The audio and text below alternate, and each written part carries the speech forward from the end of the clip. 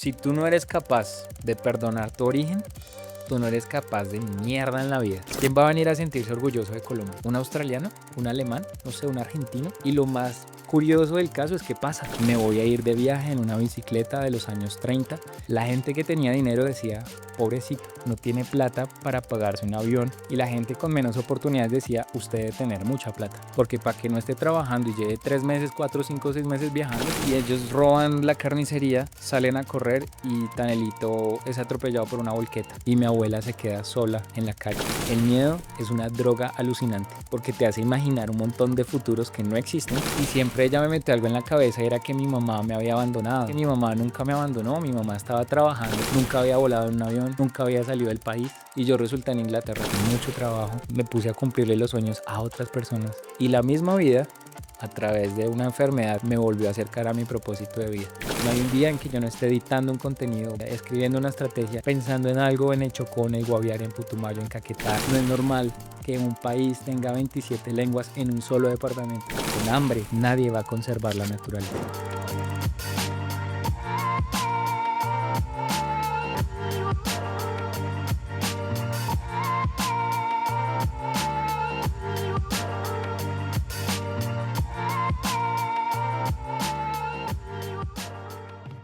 Hola, hola, bienvenidos a un nuevo episodio de No hay banderas en Marte. Hace días nosotros queríamos tener a este invitado acá, inclusive habíamos hecho un intento, habíamos armado todo esto y no nos dio por los tiempos de un vuelo, pero bueno, al que le van a dar le guardan y aquí estamos, en Al Bogotá. personaje que tenemos el día de hoy, yo personalmente quería hacerlo mucho, es un man como que me ha inspirado mucho desde el día que lo conocimos en un viaje que nos invitaron a Buenaventura, que de pronto los que nos siguen ahí por Instagram vieron que estuvimos en ese viaje y ya lo conocimos y dije, uff, marica, como que me llenó de esperanza de que hay gente buena en este país haciendo cosas chéveres. Muy contentos de que estés acá, hombre, Andrés Zumbambica. No, pues la felicidad es mía.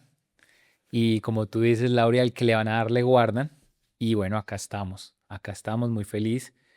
Yo creo que tanta espera también ha provocado muchas cosas lindas para que hoy esta conversación pues se dé y bueno, acá estoy para ustedes. También va a haber otro contexto, es nosotros fuimos a Caquetá gracias a Andrés. A Zumbi. Sí. O sea, Zumbi nos introdujo a esta experiencia en el Caquetá, que yo creo que también ustedes saben que ha sido como un viaje muy especial para nosotros, un territorio que nos marcó de muchas formas y fue gracias a Zumbi. Yo quería decir también que en realidad es Andrés Zapata, pero nosotros lo conocemos como Zumbambica, Zumbi de cariño y ya pues yo creo que en medio de la historia él nos va a ir contando por qué. Sí, claro que sí. Bacano pues como arrancar un poquito como por tu infancia. Yo creo que eso es lindo.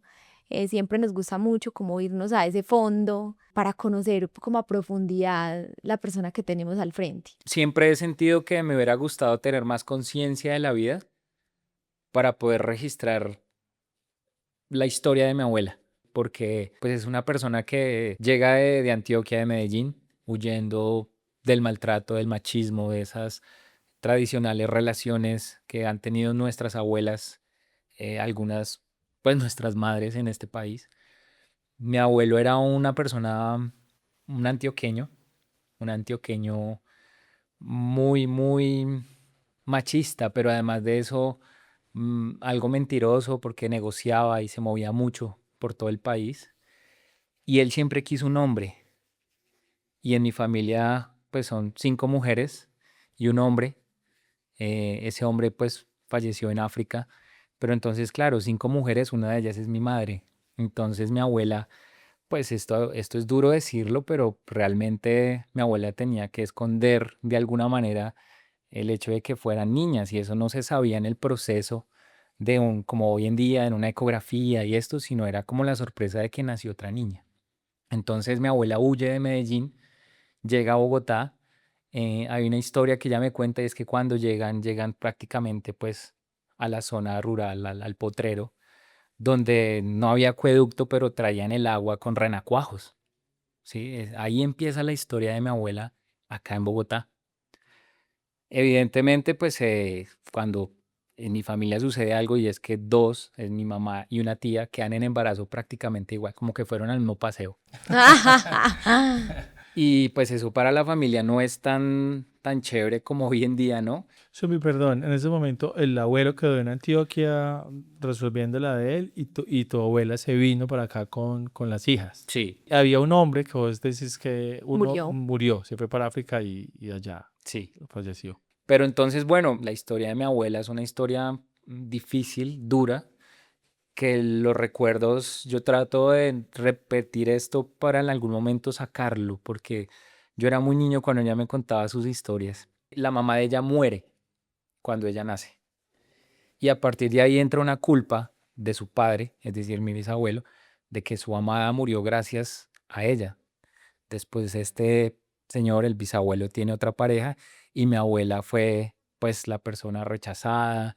Mi abuela era la culpable de todo. Me contó una anécdota una vez que había un gato que se entraba a esas casas grandotas pues y se comía la carne de noche y le echaban la culpa a ella. Entonces que ella se escondió y cogió ese gato y lo mandó a volar porque estaba cansada de que la golpearan, de que la señalaran siempre.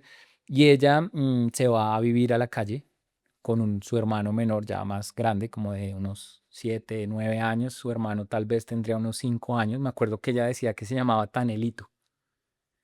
Y ella prácticamente vivió en la calle y robaban para comer. Y en uno de esos intentos, en una fama, dime, Perdón, una fama para los que no son de Bogotá es una carnicería. sí, una carnicería, Nunca le pues, había escuchado ese término. Por eso hice la declaración, porque sé que no es muy común en el resto del país. y ellos roban la carnicería, salen a correr y Tanelito es atropellado por una volqueta. Y mi abuela se queda sola en la calle.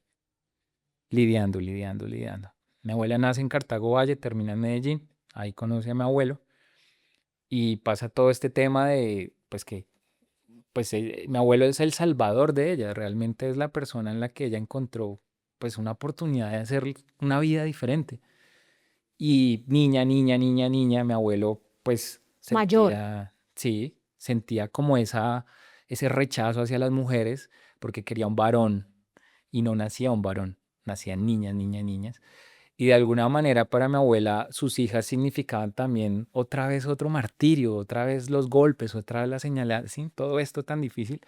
Ella huye de Medellín, llega a Bogotá, llega pues al Potrero, prácticamente una invasión. Entonces, más adelante, ya en una casa que es donde ya voy a vivir, esta casa también tiene una historia, esto es en un barrio acá muy popular de Bogotá, es una casa que es un lote, un negocio que hace mi abuelo, pero tranza al dueño de una empresa muy grande de papeles aquí en Bogotá. Y entonces este señor se va a reclamar su lote y cuando sale mi abuela con 6 peladitos uno detrás del otro, que eran mis tíos y mi mamá, mis tías y mi mamá, le dicen, no, yo le escrituro a usted el lote. Yo sé que su esposo es una porquería, yo sé que su esposo me timó, pero yo le voy a escriturar la casa a usted para que usted viva ahí tranquila. Y ahí en esa casa, que en ese momento era un lote, es donde yo crezco. Una casa enorme, una casa de 4 pisos con una terraza enorme donde aprendí a montar bicicleta, donde aprendí a soñar, donde en soledad me inventaba los juegos, donde aprendí a elevar cometas desde la terraza de mi casa. Y mi abuela siempre estuvo ahí, ¿sí? Digamos que un poco mi abuela por fin nace ese varón que ella quería. em, y siempre ella me metió algo en la cabeza, era que mi mamá me había abandonado. Yo ya más adulto y en el viaje que hago en bicicleta, me doy cuenta que mi mamá nunca me abandonó. Mi mamá estaba trabajando para tratar de darme a mí el estudio, los uniformes del colegio, la alimentación, todo, pero mi abuela quería que yo fuera de ella. Y yo creo, y creo que mis tías lo repiten mucho, si alguien o por alguien sintió amor, la abuela fue por usted. Suma, perdón, hago declaración. Entonces, tu mamá estaba presente, pero todo el día trabajaba y casi que en la casa la presencia materna era tu abuela. Sí, digamos que hay unas dinámicas que uno a veces ni se explica ya de adulto por qué suceden. Y la cosa era así de sencilla. La casa era de mi abuela, mis tías vivían ahí, se fueron yendo una a una, Como pero cazando. tal cual. Y mi mamá vivía muy cerca de mi casa. realmente eran 5 cuadras, no más, pero yo casi no veía a mi mamá. Cuando yo iba a salir con mi mamá le tenía que pedir permiso a mi abuela si podía ir o no podía ir. Entonces, esas dinámicas hacían que estuviéramos muy cerca, pero a la vez muy separados. Y esa retórica de mi abuela de yo soy su mamá, si su papá no respondió por usted, su mamá no quiere estar con usted, pues uno de niño lo entiende de esa manera. Mi abuela fue una persona muy amorosa. Yo creo que ha sido mi mejor amiga, ha sido mi padre, mi madre, fue todo para mí desde que yo nací hasta mis 12 años. Ella fue lo que yo siempre vi, ¿no? Haciendo tareas, jugando, nos íbamos a cazar cucarrones en la época de invierno en una bolsa y después los liberábamos en la terraza. Yo aprendí a montar bicicleta en una terraza de 5 metros por 5 metros y ella me sostenía del sillín. Con mi abuela hacíamos casitas, con mi abuela hicimos columpios en la casa, todo, todo, todo con mi abuela. Entonces, pues esa fue mi niñez hasta los 12 años. Yo no vi otra vida, otras personas en mi familia más que mi abuela. Y ella, pues por ser antioqueña, tenía muchas palabras que están incluidos en Antioquia y en el eje cafetero. Una de esas es Zumbambico. Yo fui una persona demasiado inquieta. Siempre he sido una persona que no se puede estar quieta ni en la mente ni en lo físico. Yo tengo que estar haciendo algo. Y yo pues fui muy travieso. Yo me acuerdo que yo jugaba de pasarme de tejado en tejado y hacer como unas gincanas para llegar allá al otro lado. Y me acuerdo una vez que caí en el tejado de un señor que se llamaba León y ese señor me coge y va y me lleva y le dice a mi abuela, su nieto acaba de romperme el tejado. Y mi abuela decía, no, es imposible, allá no se puede llegar, ¿cómo así usted? Sí, una protección, una educación muy católica, muy achapada como a ser muy conservadora, a rezar el rosario 2 veces al día. Obviamente, como lo narras, es un amor eh, más allá que amor, pero como brava. Tenías como una relación de la autoridad, una abuela brava, amorosa o una abuela cariñosa, casi calcahueta.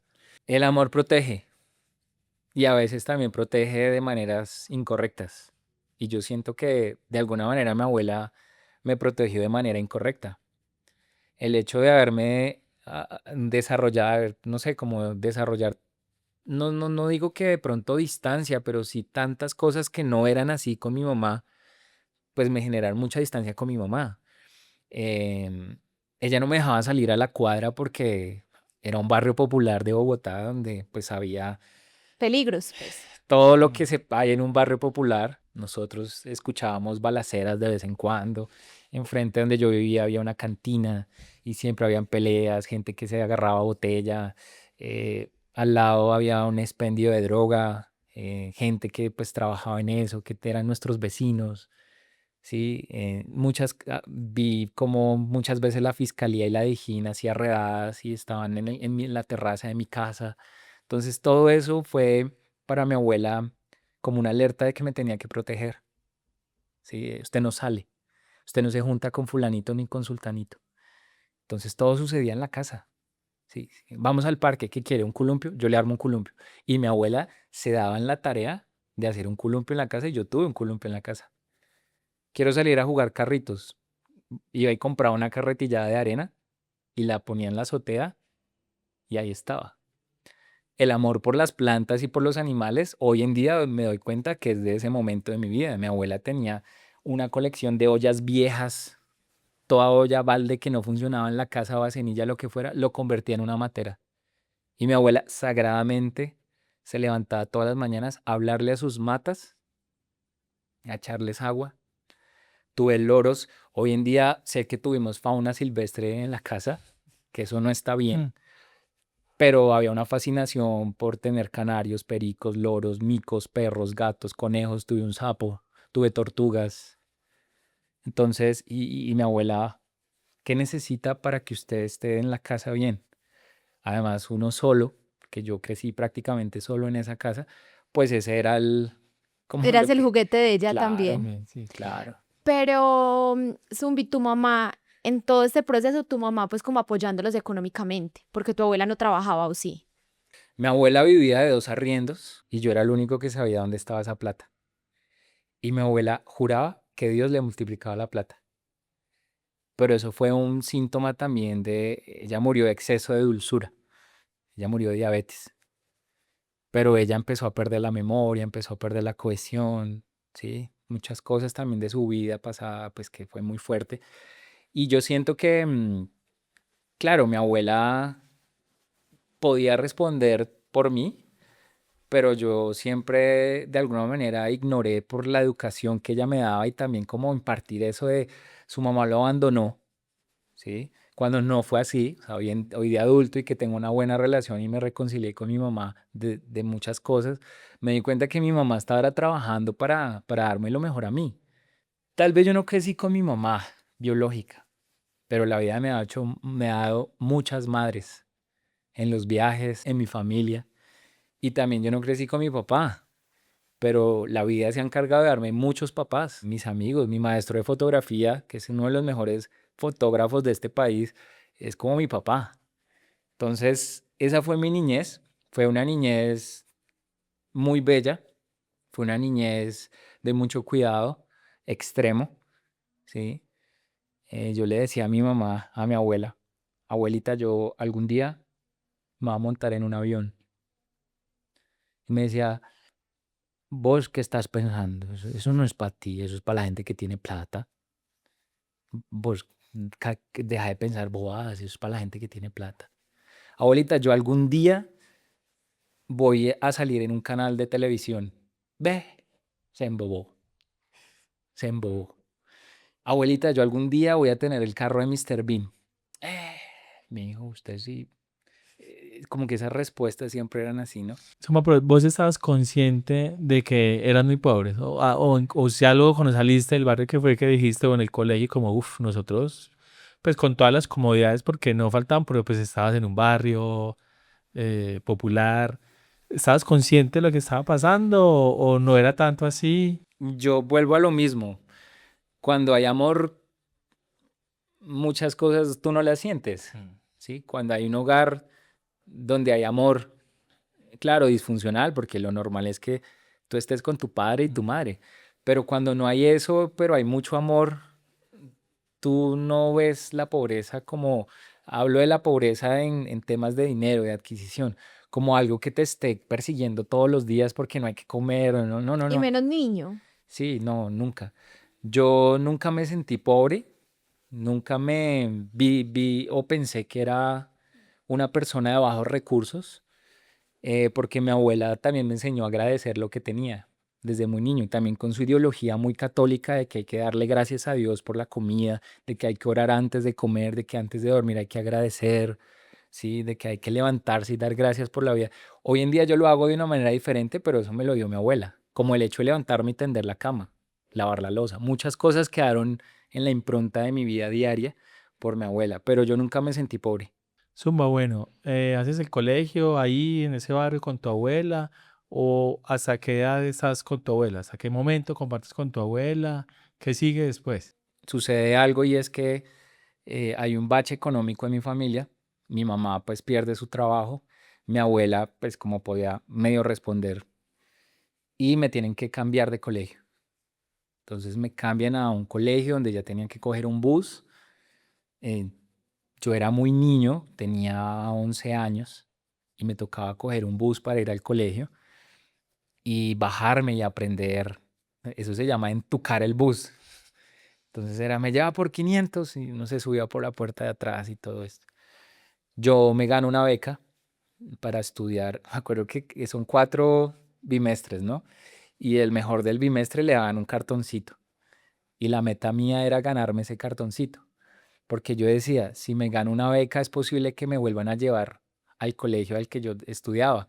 Pero era muy tonto porque la beca era en ese colegio, entonces debía seguir en ese colegio. Después, mi abuela empieza a tener un deterioro muy fuerte, producto de su diabetes, y cada vez era más frecuente que ella estuviera hospitalizada. Mi abuela dijo 3 cosas que se cumplieron y ella dijo, yo no me puedo morir y que Dios me dé licencia hasta el día en que usted se pueda hacer un tinto o una huepanela solo, hasta que mi tía Diana, que es la menor, haga y termine la universidad. Y la más importante, hasta que yo venda esta casa. Esas 3 cosas se cumplieron. Yo cumplí 12 años, mi abuela falleció en abril, yo cumplí 12 años en noviembre, ahí pasan como unos 4 meses. Mi tía Diana estaba a punto de graduarse y la casa la vendimos en noviembre. Yo la primera vez que vi tanto dinero puesto en una mesa, contándolo, mi abuela y yo contando la plata que nos habían pagado de la casa, un señor que era dueño de unos buses, nos paga un montón de dinero en efectivo. Y mi abuela me acuerdo mucho que me dijo es en ese momento, Diosito ya me puede llevar, porque cumplió una de las 3 cosas que ella pidió y era que me tenía que sacar de ese barrio. Y creo que pasó en el momento justo, porque quizás si yo hubiera seguido ahí, de pronto mi futuro hubiera sido diferente. Y ella muere cuando yo tengo 12 años. Y creo que ha sido el dolor más grande que yo nunca más voy a volver a experimentar en mi vida. Porque la vida muy pequeñito me quitó todo. Sí, yo me levantaba y todo estaba listo para irse al colegio. Yo llegaba y ella estaba con el almuerzo. Pero además de esas cosas funcionales del día a día, pues siempre estaba envuelto en el amor y en el cuidado de ella, absolutamente por todo. Entonces cuando ella se va es como le hizo jurar a todas mis tías que no me dejarán ir a vivir con mi mamá. ¿Será que era como el miedo de ella a que de pronto ustedes teniendo relación, tu mamá te contara, pues nunca pasó eso, nunca fueron las cosas así, como que se revelara un poco la verdad que ella Desde desde el el amor, extremo. claro, había pues cometido unos errores y entonces era como, ¿cómo sostengo esto? La manera más incorrecta de amar es cuando uno cree que uno es dueño de, porque eso desconoce al otro. Mi abuela manifestó tanto amor que fue un amor, incluso hasta un amor que no podía entender que lo normal era que yo estuviera con mi mamá. Tal vez por fin nació el niño. Si llenaste un vacío muy gigante que tenía. Exacto. Es mío de nadie más. Y si yo me muero, ¿de quién va a ser? No, es mío. Entonces, claro, mi abuela cometió muchos errores. Mi abuela, si yo la juzgo por sus errores, tal vez no fue una buena madre, porque yo sé lo que pasó con mis tías, con mi mamá, ¿sí? Yo sé que no. Pero hoy en día tengo la capacidad de entender que fue producto del amor. Y Y una historia También trae también una muy dolorosa. historia. entonces vendimos la casa, nos compramos un apartamento en otro lugar, en un conjunto cerrado. Ella decía que quería que fuera un conjunto cerrado. Eso sucede, eso pasa entre noviembre y más o menos febrero del año 2001 y ella muere el 1 de abril, justo después De que había de que chuleado. haya chuleado las 3 cosas. O sea que ella alcanzó a vivir en el apartamento. Le dieron salida, estuvo muy enferma, realmente era muy difícil para mí llegar. Me acuerdo una vez, yo llegué del colegio y ver a mi mamá abuela desmayada, sin saber si estaba muerta, sin saber qué tenía, sin saber si la podía ayudar, sin saber, yo era un niño. Mm. Y así fue la constante al final, ¿no? Verla enferma, enferma, enferma, enferma, hasta que ya hospitalizada 3 meses, le dan salida y ella alcanza a ir a ver el apartamento y alcanza a verme a mí en el conjunto cerrado que ella soñó. Estuvo tal vez 5 días, 6 días. Ella aguantó la vida tal vez para darme todo lo que yo soy hoy, todo. Y lo tenía que hacer hasta un momento porque tal vez si ella hubiera seguido, yo no sería lo que soy hoy. Mm. Porque a partir de que ella muere, yo prácticamente he estado solo, afrontando la vida. A los 13 años, a los 12 años, cuando ella fallece, yo me quedo a vivir con una tía, que es la tía la menor, la que es Diana. Diana, la que está estudiando artes plásticas, la que está en pleno boom de la universidad, la que se hizo el tatuaje, la que mochileó, la que fue al Tayrona, la que fue al concierto de Carlos Vives, la que rompió los jeans, la que usaba botas metaleras, la ACDOG de la familia, ella. Con esa tía yo fui a vivir. No hubiese podido haber una persona más apropiada para ayudarme a superar la muerte de mi abuela que Diana, porque me hizo ver las cosas de otra manera. Pero, ¿qué sucedía? Diana estaba en plena universidad viviendo su vida. Me acuerdo mucho que ella tenía un cuaderno que decía: mi amor, no vuelvo en 10 días. En la nevera hay un arroz para 4 días. Te dejo plata para que compres pollo. El viernes compres pizza. Y el domingo viene tu tía Miriam a cocinarte. Y yo cogía toda la plata y me iba a comprar y a compartir chupiplum, bombombones, chocorramos, Era de el todo. bacán de la Sí. unidad. Y al otro día no tenía dinero para comer. Y yo sabía que había cometido un error de gastarme el dinero las primeras veces, pero también entendí muy pequeñito que pues tengo que ser responsable de lo que yo estoy haciendo. Yo me inventaba vainas. Iba y tenía un amigo que en esa época era rapero y me pagaba como 3.000 pesos por peluquearlo por acá atrás para que quedara bien calvo y me pagaba. O yo era estratégico en ir a las casas de mis amigos para que a esa hora me dieran almuerzo, ¿sí?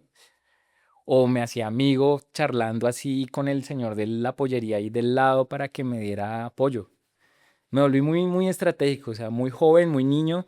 Esa era la vida, pues eso también no era algo malo, ¿sí? Porque cualquiera puede decir, oh, qué triste la vida, pero yo creo que esas herramientas las necesitaba ahí, porque si yo no hubiera tenido eso, una persona creo que no experimente esa soledad o no experimente esa recursividad para vivir, para poder experimentar la vida, pues nada, se lo come vivo un país y recorriéndolo en solitario y eso fue las herramientas que maduraron más adelante.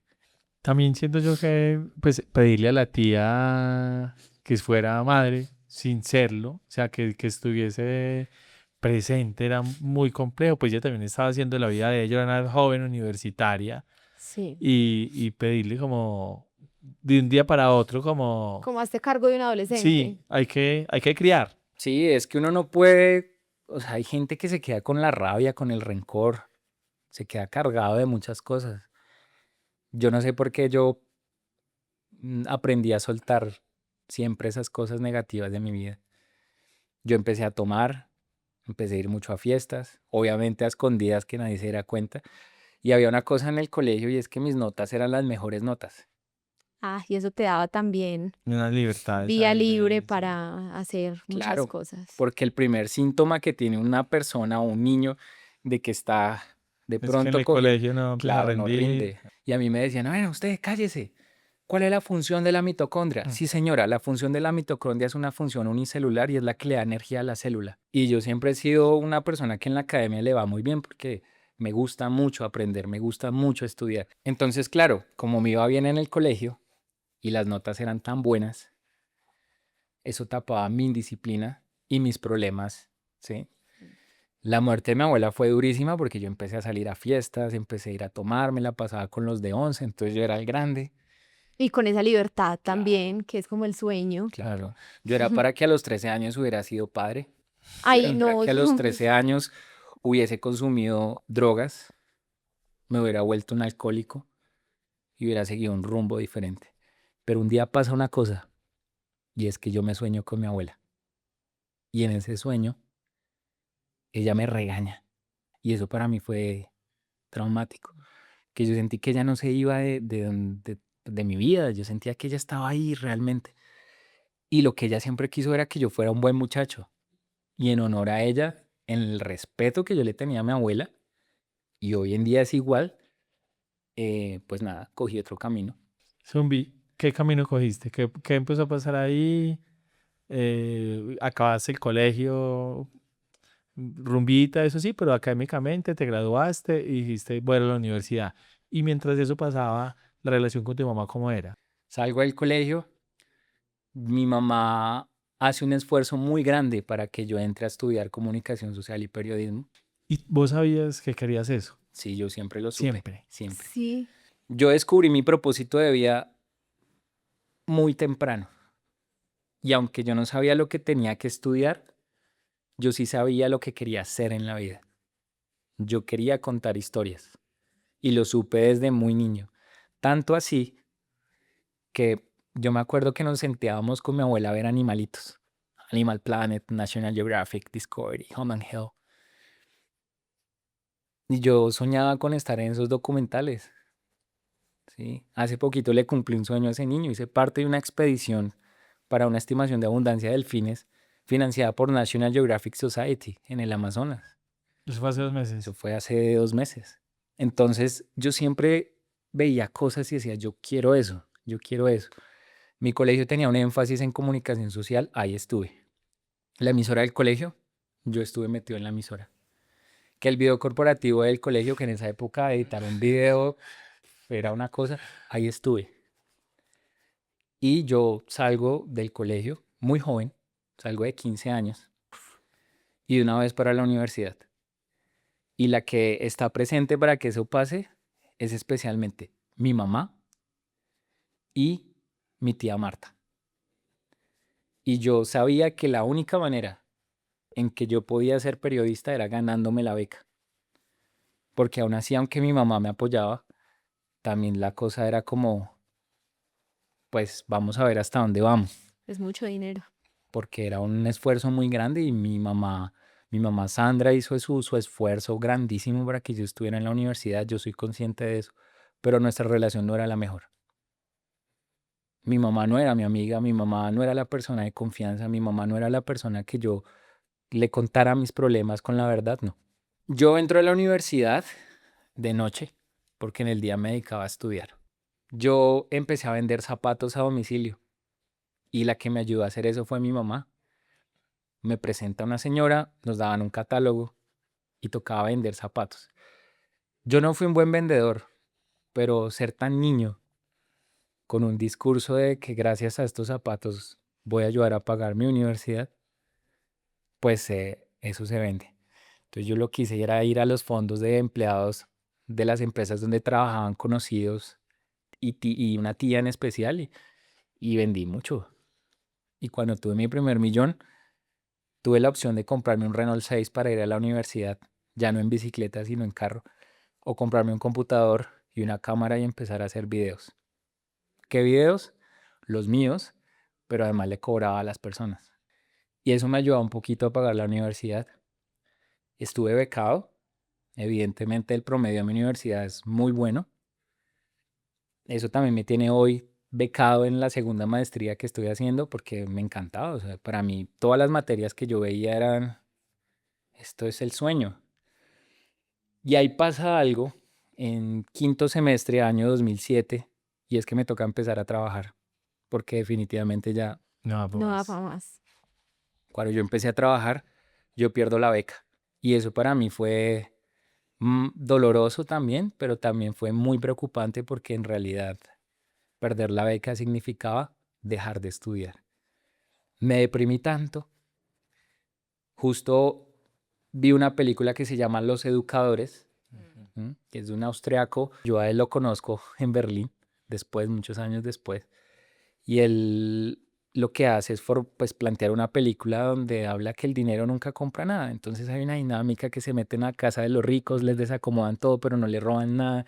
Sus días de fortuna están contados. Y habla un poquito del miedo. Y hay una frase que se me quedó para siempre y es que el miedo es una droga alucinante porque te hace imaginar un montón de futuros que no existen, pero tú te los imaginas. Y el ser humano tiene la capacidad de imaginarse lo peor que le va a pasar, pero nunca lo bueno. Yo salí muy deprimido de la película, iba para la casa y en la ventana veo un chico con unas maletas y una bicicleta. Y a mí, como si fuera el milagro de mi vida, baja la idea de irme en bicicleta a conocer el mar. Yo tenía en ese entonces un muy buen amigo y le dije, oiga, mire que hay una estrategia del gobierno que se llama Vive Colombia, viaja por ella, se puede viajar por Colombia, estamos hablando del año 2007. y pues vamos a ir al mar y vamos a viajar en bicicleta y hay caravanas y nos van a cuidar, pero yo por dentro estaba cagado del miedo. Y donde él me hubiera dicho que no iba, yo no hubiera hecho esto. Y me voy de viaje. Y ahí es mi primera experiencia por Colombia en bicicleta, con el miedo, lo hice con mucho miedo y también con la sensación de que yo me iba de viaje y yo creo que yo no iba a volver. De hecho, estaba por allá charlando cuando llegué a Santa Marta a un barco de bananos para que me dejaran ir de Polizonte, iban para Panamá. Y mi tía Marta, la que me lleva y me dice, ¿a usted qué le está pasando? Si necesita que le ayude a pagar el semestre, se lo voy a pagar, pero devuélvase. Usted no va a ser ni un vago, ni un degenerado, ni nada. Se me devuelve y se me pone a estudiar juiciosito. Y eso hace que yo me devuelva de Santa Marta, empiece a matricularme y continúe mi carrera. Pero ahí ese es el génesis. Y si a mí me ponen a describir ese viaje fue un vómito. Ese viaje no tuvo forma, no tuvo preparación, no tuvo estructura, no tuvo un objetivo, no tuvo nada. Fue huir de mis problemas. Pero pasan cosas tan importantes ahí como que casi pierdo mi vida, que todo empezó a cobrar sentido y de alguna manera empecé a encontrar el camino en lo que yo me iba a convertir siendo periodista en un país como Colombia. Yo quería decir algo, y es que quizás fui muy corta en la descripción de que hice al inicio en la presentación de Zumbi, y creo que él nos ha ido dando como muchas luces de lo que hace, de la pasión que siente por lo que hace. Y cuando Alejo mencionaba al inicio, Zumbi, que eres una persona muy inspiradora para nosotros, es porque para nosotros volver a Colombia fue un revolcón muy grande en ese momento de la vida. Y como que a lo largo del camino irnos encontrando gente como vos, tan apasionada por aportar, por explorar, por descubrir, que valora tanto este país y que a veces desde la dificultad también que eso implica, está dispuesto como a hacer tanto eh, por los territorios. O sea, Zumba hace un trabajo que para mí es espectacular, y es que él pone todo su conocimiento como periodista para que la gente en los territorios se empodere y cuente la belleza que hay ahí, lo que tiene, que empiece a construir narrativas interesantes alrededor de lo que los ha atravesado en las diferentes zonas de Colombia. Si es en la zona norte, en la costa, si es en el Amazonas, en el occidente, donde sea. O sea, se ha recorrido este país, todos los rincones los conoce. O sea, se ha cruzado una gente, tiene unas historias guardadas. O sea, ese hombre es una enciclopedia de ese Una país. cajita de Pandora. Zumba, nosotros sabemos que vos te fuiste para Inglaterra. Sí. ¿Cuándo pasa eso? Después, o sea, después del primer viaje en bicicleta hasta Santa Marta, vuelves, terminas la universidad y ahí es ahí donde te pica la idea de irte del país. Diana vive conmigo 2 años y se va para Inglaterra. Y ahí yo me voy a vivir con mi tía Marta, que era todo lo contrario. O sea, un régimen militar, ¿sí? Entonces, claro, se me fue la mamá que sustituyó a mi abuela y viene otro abandono, ¿sí? O sea, es otro abandono representado en los sueños de Diana. Y desde ese momento yo no hubo un solo instante en que yo no pensé en que tenía que ir a Inglaterra a buscar a mi tía Diana. La excusa era que iba a ir a aprender inglés. Y si alguien no cree en la ley de atracción o en que uno se convierte en lo que piensa de uno mismo, yo les tengo que decir que sí, porque yo soy el resultado de eso. Incluso lo que yo hago hoy es lo que yo soñé. Claro, cuando Diana se va para Inglaterra, 14 años, yo voy a Inglaterra a los 21, cuando yo estaba a punto de acabar mi universidad, octavo semestre. Pregúntenme hoy cómo fue a Inglaterra y les digo, no sé, no sé. Mi tía Marta vendió una casa, puso el dinero en mi cuenta, ¿sí? Entonces pude demostrar ante la embajada británica que podía ir a un lugar que es supremamente costoso. Y además de eso, como que mi tía Marta conocía al cónsul que en ese momento estaba en Colombia. Bueno, todo se alineó y yo resulté en Inglaterra. nunca había volado en un avión, nunca había salido del país y allá resulté 1 año y medio. Cuando me voy a Inglaterra era como estar solo, sin idioma, ¿m? Pero empecé a sentir una ausencia tan grande de Colombia. A mí la vida siempre me ha puesto a decidir cosas muy difíciles, porque al final de mi año, año y 3 meses en Inglaterra, por fin consigo uno el trabajo que no sea lavar platos, ni repartir sándwiches, ni nada de eso, sino yo empecé a trabajar con una entidad de cultura y me tocaba hacer pequeños videos para mostrar el Freeze Festival, para mostrar el South Bank Festival, para mostrar los festivales de Londres, del río Támesis, todo esto, y tenía la oportunidad de quedarme. Pero era tan fuerte el sueño de volver a terminar mi carrera como periodista y hacer la gestión en mi país que yo dije, no, me devuelvo. Para mí es claro y me devolví. Y regresé a Colombia y yo nunca me veo viviendo en otro país. Nunca. Chévere ir, conocer, viajar, pero aquí hay mucho por descubrir y aquí hay mucho por hacer.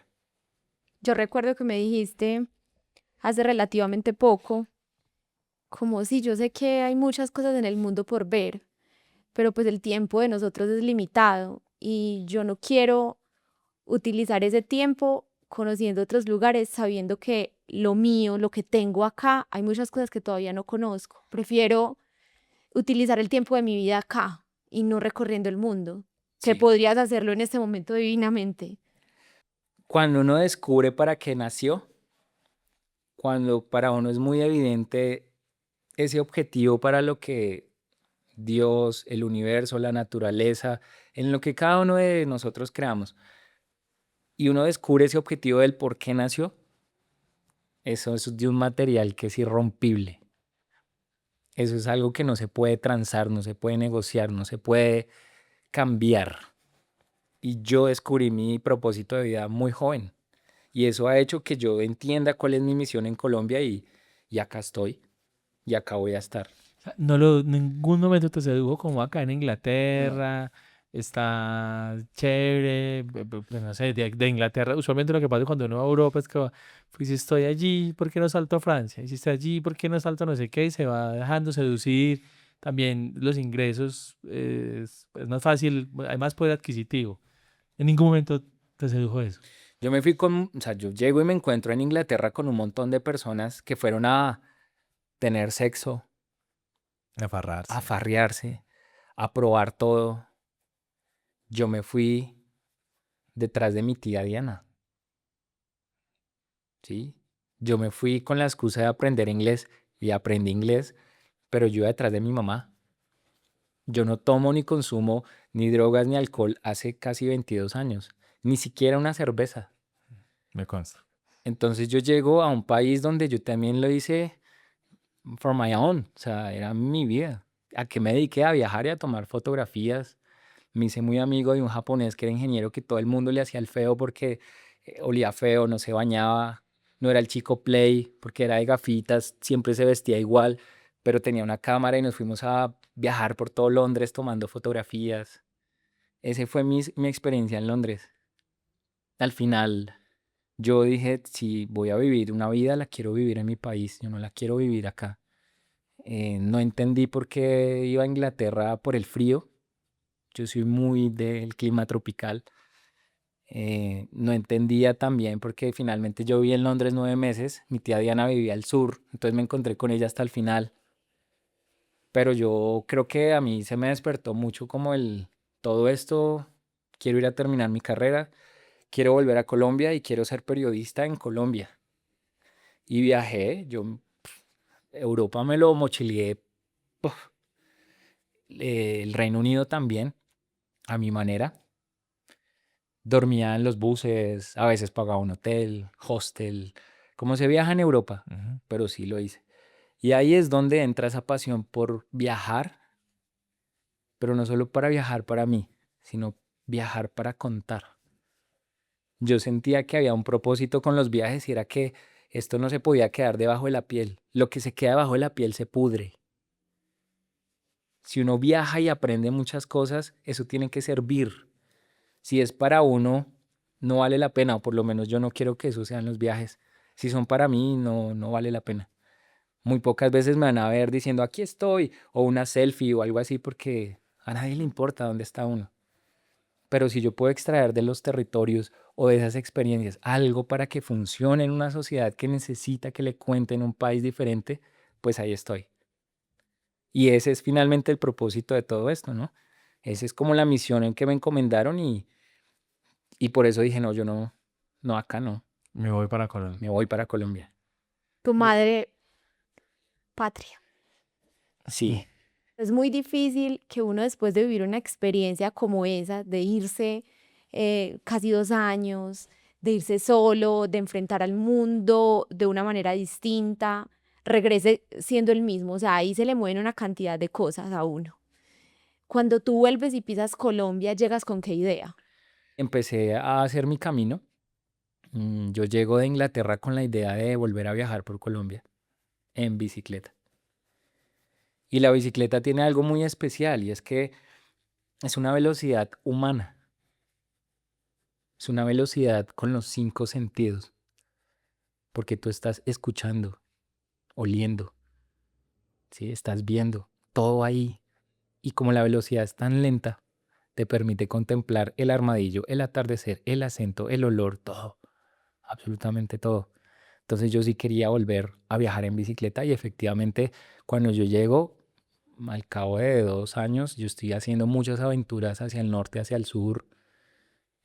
Soñaba con viajar por todo el país de manera interrumpida, pero empiezo a trabajar y viene un periodo de mucho trabajo donde yo me desvié de mi Como propósito, periodista. como todo, porque el dinero distrae. Yo llego a hacer mis prácticas al diario El Tiempo. Después tengo la oportunidad de volver a una empresa donde yo trabajaba, pero ya en otra calidad, a ganarme un muy buen sueldo. Y más o menos desde los 22 hasta los 28 me distraje, me perdí. Tal vez no en las drogas, no en el alcohol, sino en mucho trabajo, en propósitos de otras personas. Me puse a cumplirle los sueños a otras personas. Me puse a hablar diferente, a vestirme diferente, a peluquearme diferente para ser otra persona, para cumplirle al modelo de éxito que nos dicen que tenemos que ser, ¿no? Y es que tú, si tienes un apartamento, si tienes un carro último modelo, pues la estás rompiendo. Pero lo único que se estaba rompiendo era mis sueños. Lo que yo había encontrado tan joven, me alejé de él. Yo dejé de viajar, o por lo menos como yo viajaba. Dejé de fascinarme por lo que a mí me fascinaba, la escritura, la fotografía, el testimonio, ir a esos territorios donde nadie quería ir. Yo me alejé de todo eso durante un buen tiempo. Hacía ciertos viajes, pero empecé a sentir distancia de eso. Y la misma vida, a través de una enfermedad que al final nunca supe qué fue, me volvió a acercar a mi propósito de vida. Y ahí es donde yo tomo la decisión de decir, me voy. Me voy a ir de viaje en una bicicleta de los años 30 que se va a llamar Zumbambica. Zumbambica porque así me decía mi abuela, Zumbambico. Me voy a ir a viajar en una bicicleta que va a encarnar a mi abuela. Me voy a viajar con mi abuela. Y esa bicicleta tiene que ser de los años 30. ¿Por qué? Porque en esa década nace mi abuela. Entonces la bicicleta tenía que tener la edad de mi abuela. Se va a llamar Zumbambica y el proyecto se va a llamar en Zumbambica en Bici por Colombia y me voy a ir a hacer lo que yo siempre quise hacer, que es contar historias. ¿De qué va a vivir? Se va a gastar la plata. Después nadie lo va a contratar. Yo estaba tan lanzado a mi sueño que incluso en ese momento me ofrecen un trabajo en Brasil, muy buen pago, pero esas son las pruebas de la vida. Y es, demuéstrame qué tan dispuesto estás a entregar todo esto que te distrae por esto que tú dices que te llena tanto. Y en el 2018 al 2019 nace el proyecto de Zumbambica y ese es el nacimiento de mi nueva vida. Ese es mi segundo nacimiento, porque solo hasta ese entonces yo empecé a entender la muerte de mi abuela, el abandono de mi padre, empecé a reconocer a mi mamá como mi mamá, empecé a dialogar más con mi madre, porque mi mamá se preocupó mucho. O sea, este pelado se desmaya, no sabemos qué tiene, pero se está desmayando, está convulsionando. y ahora dice que se va a ir en una bicicleta que pesa 40 kilos por todo Colombia. Pues es mi hijo, me preocupo, ¿dónde está? Llámeme, dígame, ya llegó. Y esa preocupación de mi mamá hace que empecemos a dialogar. Y yo les digo una cosa, la bicicleta es aire, es pensamiento. Estar ustedes 9 meses metidos dentro de ustedes mismos, algo tiene que cambiar. Y cambiaron muchas cosas. Y empecé a mirarme hacia adentro y a perdonarme, a entender mis ausencias, a entender que mi mamá nunca me abandonó, sino que lo que siempre quiso fue estar ahí para darme lo mejor, pero yo no la reconocía como madre, que mi abuela hizo lo mejor que pudo y cometió errores, y que sus errores no tienen que ser mi filosofía de vida y alejarme de mi mamá. Mi padre sintió miedo cuando yo nací, lo entiendo y lo perdono y no tengo absolutamente nada. Claro, todo este viaje fue tan transformador que podríamos grabar quién sabe cuántos episodios porque así fue un viaje muy interno. Hay un viaje físico, que es el del desplazamiento, pero hay un viaje interno que es demasiado fuerte. Y yo me fui y ahí creo que fue la maestría de viajes, aunque después estudié en España, yo soy magíster en periodismo de viajes, pero realmente la maestría fue esa. Irse a un retiro espiritual fue ese. Perdonar a yo no sé quién fue ese. Porque fueron 9 meses mientras te pasa el sol de izquierda a derecha, derecha a izquierda, dialogar con esa persona que nunca dialogamos y es con nosotros mismos. Pero fue doloroso, Zumba, y te lo pregunto porque muchas veces esos procesos al final terminan siendo muy sanadores, pero enfrentarse también a todo eso, que a veces es más cómodo ignorarlo. Hay un momento que ya no lo puedes ignorar más y se te sale por donde sea, pues las cosas que tienes que sanar o las cosas que necesitas mirar de frente, pero también a veces como que enfrentarse a la historia de uno mismo y a empezar a atar un poco de caos y decir, bueno, es que yo soy así por esto, y mi mamá, y mi papá, y mi historia, y mis decisiones, y qué voy a hacer, y la vida, es a veces un poco, puede ser un poco traumático. ¿Cómo lo sentiste? Si tú no eres capaz de perdonar tu origen, tú no eres capaz de ni mierda en la vida. Eso es así de sencillo.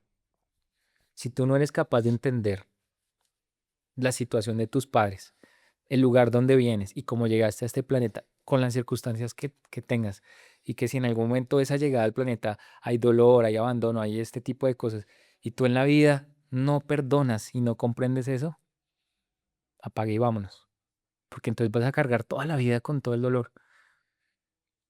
Yo creo que a mí en muchos territorios me dicen gracias y yo lo veo siempre al revés.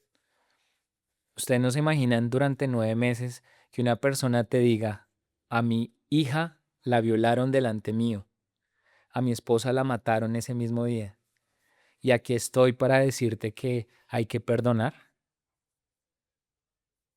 Dime si ese tipo de situaciones que ha atravesado este país, que son muy dolorosas,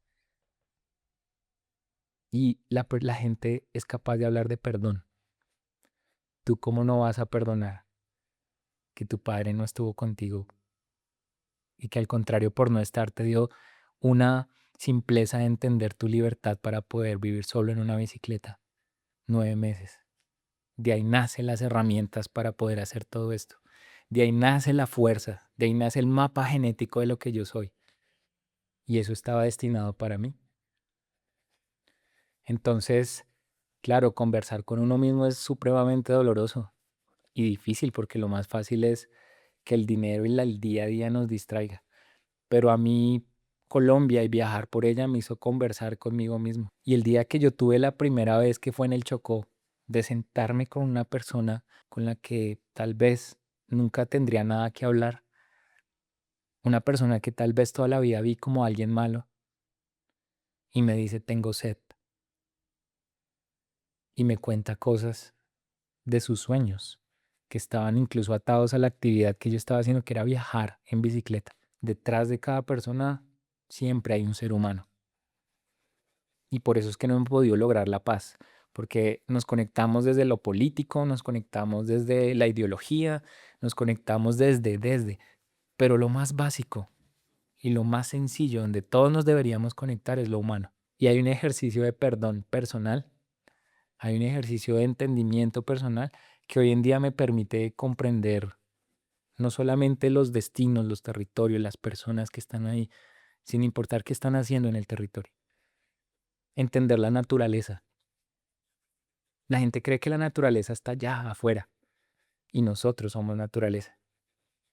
La gente cree que cortando, quemando, deforestando le está haciendo daño a...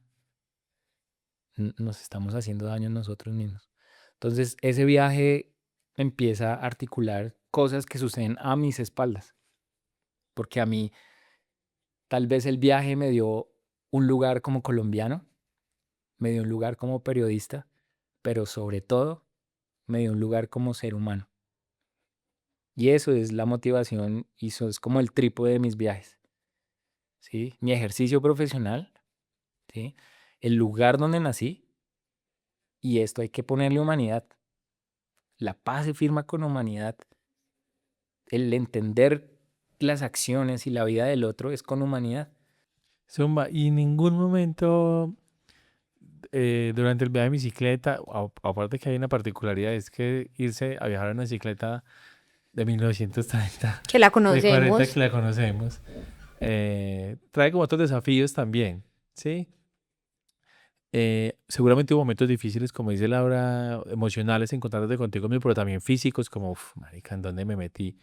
No extrañabas en ningún momento como esa vida de soy un rockstar del periodismo en Colombia y me están pagando un dineral. Eso no. Hiciste el duelo y cerraste ese episodio de tu vida. Yo nunca he pensado en ser famoso, ni nunca he pensado en que esto me provoque dinero.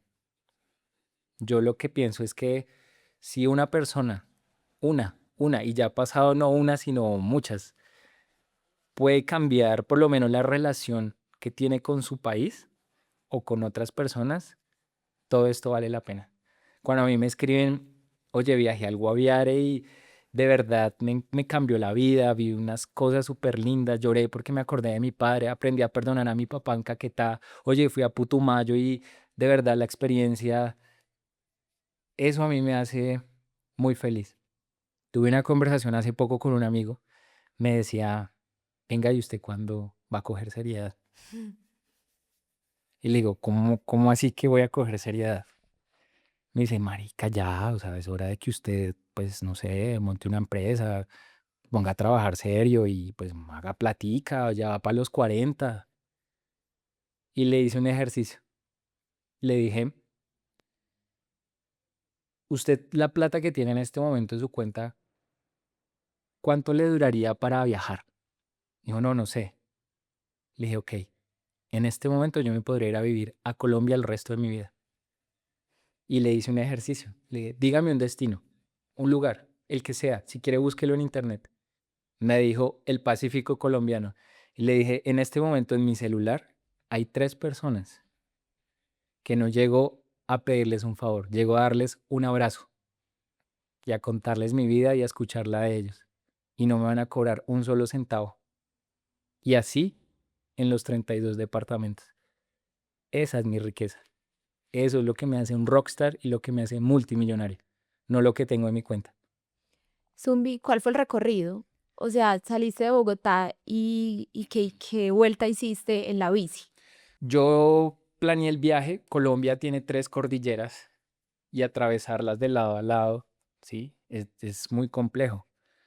Entonces, ¿cuál era el plan? El plan era iniciar en el sur, marchar lo más oriental posible, subir por lo más hacia el oriente hasta La Guajira, en el Caribe atravesar lo más occidental pacífico posible, bajar por el Pacífico y subir y hacer una exploración por todo el medio del país, luego bajar por casi, digamos, hacia el oriente y terminar en Bogotá. En ruta habían 22.000 kilómetros, en plan de viaje más o menos de año y medio. Las historias las tenía como mapeadas en el sentido en que vamos a hablar de gastronomía, vamos a hablar de arquitectura, vamos a hablar de historias, pero no historias del conflicto, historias de superación, de no hay que volver a victimizar a los que ya han sido victimizados toda la vida. Entonces quería contar historias diferentes y sobre todo pues la naturaleza. Tenía que mostrar la riqueza de Colombia con sus ríos, sus montañas, sus valles, sus humedales. Ese era un plan. Y digamos que así se trazó. Yo tengo mapas. Yo tenía un mapa de Colombia grande pegado al lado de mi computador y yo le pegaba chinches y anotaciones. Y yo hice toda la ruta con unos stickers por donde debía pasar. Yo duré planeando este viaje año y medio para saber por dónde podía pasar. Y uno encarna a muchas personas. Yo era el periodista, pero además era el mecánico, Mm. pero además el deportista, pero además el médico si me enfermaba, pero además me tocaba lavar ropa, pero además me tocaba ser el manager, entonces enviar correos para buscar historias. Estabas ocupadísimo. Sí, sí. Yo siempre tuve un estudio insonorizado y un computador y un switch y nunca edité un video. Y viajando con una almohada en el trasero en cualquier hotel, edité 32 historias viajando, grabadas con una GoPro y un micrófono. Díganme si eso no es propósito. Sí, sin recibir un peso, un peso. La plata que yo recibía, que había gente que decía, pobrecito, no tiene plata. Y aquí hay una cosa súper loca. La gente que tiene, hablemos en términos de dinero, porque la riqueza y la pobreza ya sabemos que es otra cosa. La gente que tenía dinero decía, pobrecito, no tiene plata para pagarse un avión y le toca viajar en bicicleta. Y la gente con menos oportunidades decía, usted debe tener mucha plata. Porque para que no esté trabajando y lleve 3 meses, 4, 5, 6 meses viajando es porque usted tiene mucha plata. O usted de qué vive. Y ahí en esas dos miradas hacia el viaje yo entendía que, claro, o sea, el problema es de dinero, pero no de vida. El problema no es de cuál es la marcha de tu vida y qué sueños estás construyendo, sino cómo gana plata. Y eso era una dinámica todo el tiempo. Una vez una señora, me acuerdo que me botó un billete así, ¡pa! Y yo la logré alcanzar. Y le dije, hágame un favor, deme su número, qué pena darle las gracias. Y yo no sé qué, no, pero una desconfianza, aún así me daba el número. Siempre que me daban un billete, yo anotaba el número en el billete. A mí me tocó viajar en la gran vorágine venezolana. A mí me tocó viajar en el año que más venezolanos se desplazaron de su país y yo vi mucha gente, niños caminando largas horas en coches, familias enteras por las carreteras de Colombia y yo les daba esos billetes y yo les decía, no me dé las gracias a mí, ahí hay un número, llame a esa persona y dele las gracias porque ella le manda esto a usted. Y se conectaron un par de gente así, eso fue muy bonito porque pues yo necesitaba el dinero, la verdad sí lo necesitaba y mucho. Una vez un señor me dio 2 billetes de 50.000 pesos, pero ahí estaba la magia de las cosas porque yo entregaba eso, pero ese día pasaba un montón de cosas hermosas que yo decía, la línea no es tanto de recibir, sino dar. Y el que da como que se vacía tanto que está dispuesto a recibir. Y eso era lo que me pasaba en el viaje todo el tiempo, todo el tiempo, todo el tiempo. Yo estoy en la escritura de un libro que espero terminar pronto y hablo mucho de pues todo esto, como el tema de cómo descubrí a Colombia, pero también es un tema muy motivacional, de cómo encuentra uno ese niño y lo perdona y lo ayuda a perdonar. Y el viaje fue eso, en bicicleta fue 9 meses de psicología, de aprender, de desaprender muchísimo. Zumbi, pero si habías pensado que duraba más el viaje, un año largo, ¿qué pasó a los 9 meses? O sea, ¿fue que terminaste antes? ¿O fue que por algún motivo desististe de una parte de la ruta? ¿O qué pasó? Año 2019, ejecuto el viaje. Año 2020, Pandemia. Ja. sí. La pandemia hace, después de recorrer 11 departamentos, tener que regresar a Bogotá, afrontar los problemas que no había solucionado, de deudas y cosas. Pero yo venía tan lleno en espíritu que tuve la facilidad de entregarle a la vida mi carro, mi apartamento y un par de cosas más materiales para seguir mi vida. Y me propuse una sola cosa, y es que no iba a volver a abandonar ese niño que soñó con ser periodista y contar historias, pasara lo que pasara. Y desde ese entonces dije, nunca vuelvo a trabajar, nunca vuelvo a hacer algo que no esté en mi corazón ni en mi deseo de vida, de proyecto de vida. Claro, fue duro la pandemia, fue duro porque pues después de tener tanta libertad venir a encerrarse, pero además de eso yo tenía mucho trabajo de edición, de escribir. Y en la pandemia pasa algo demasiado hermoso que yo creo que le voy a agradecer al murciélago que por allá mordió yo no sé dónde, porque por primera vez en mi vida tengo la oportunidad de vivir con mi mamá. Mi mamá en la pandemia se va a vivir conmigo. Los 3 meses que hemos vivido juntos fue ese periodo. Y fue un periodo de reconciliación, de perdón. Yo le decía a mi mamá, mamá, cuénteme la historia y el romance que usted tuvo con mi papá. ¿Cómo se veían? ¿Cómo se coqueteaban? ¿Dónde se veían? ¿Qué comían? Y mi mamá me contó todo. Y ahí fue donde entendí que mi padre tuvo miedo. Ya, solo fue eso. Pero él no me odia ni tampoco me desconoció, sino que correspondió a su miedo.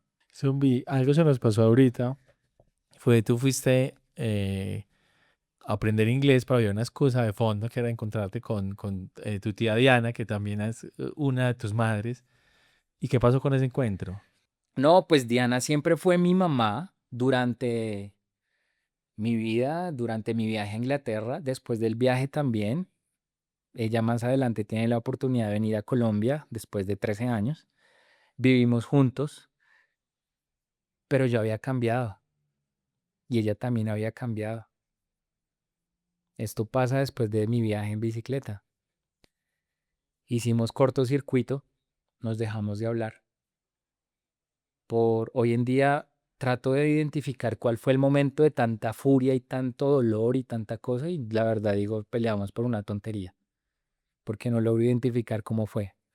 El caso fue que dejamos de hablar, pasa mucho tiempo, pasan 2 años y el año pasado para el cumpleaños de ella yo le escribo y nunca me responde. Yo estaba en el Amazonas, ese día había una meditación a cargo de Manuela Mejía y la meditación de ella es que el río tiene miedo de entregarse al mar y se resiste, pero solo el río puede ser río cuando entiende que es mar y se entrega al mar y ahí entienden que son uno solo. Pero ese día me entra señal en una caminata ahí cerca a una comunidad ticuna y Diana me escribe un montón de cosas que prácticamente me dice, usted se murió para mí, usted ya no existe, nunca más me vuelva a escribir, así soy yo. Sentí mucho dolor, estuve muy apagado esa tarde, pero cuando recibo estas palabras de Manuela Mejía en la meditación que hicimos esa noche, yo entendí algo y es que yo no iba a cargar una maleta más. Yo no iba a vivir esto como un abandono más. Suficiente. Ya había perdido a mi abuela. De alguna u otra manera la vida me permitió recuperar a mi mamá, que es el ser más hermoso que yo siempre he tenido y la reconocí tal vez tarde, pero hoy tenemos una muy buena relación.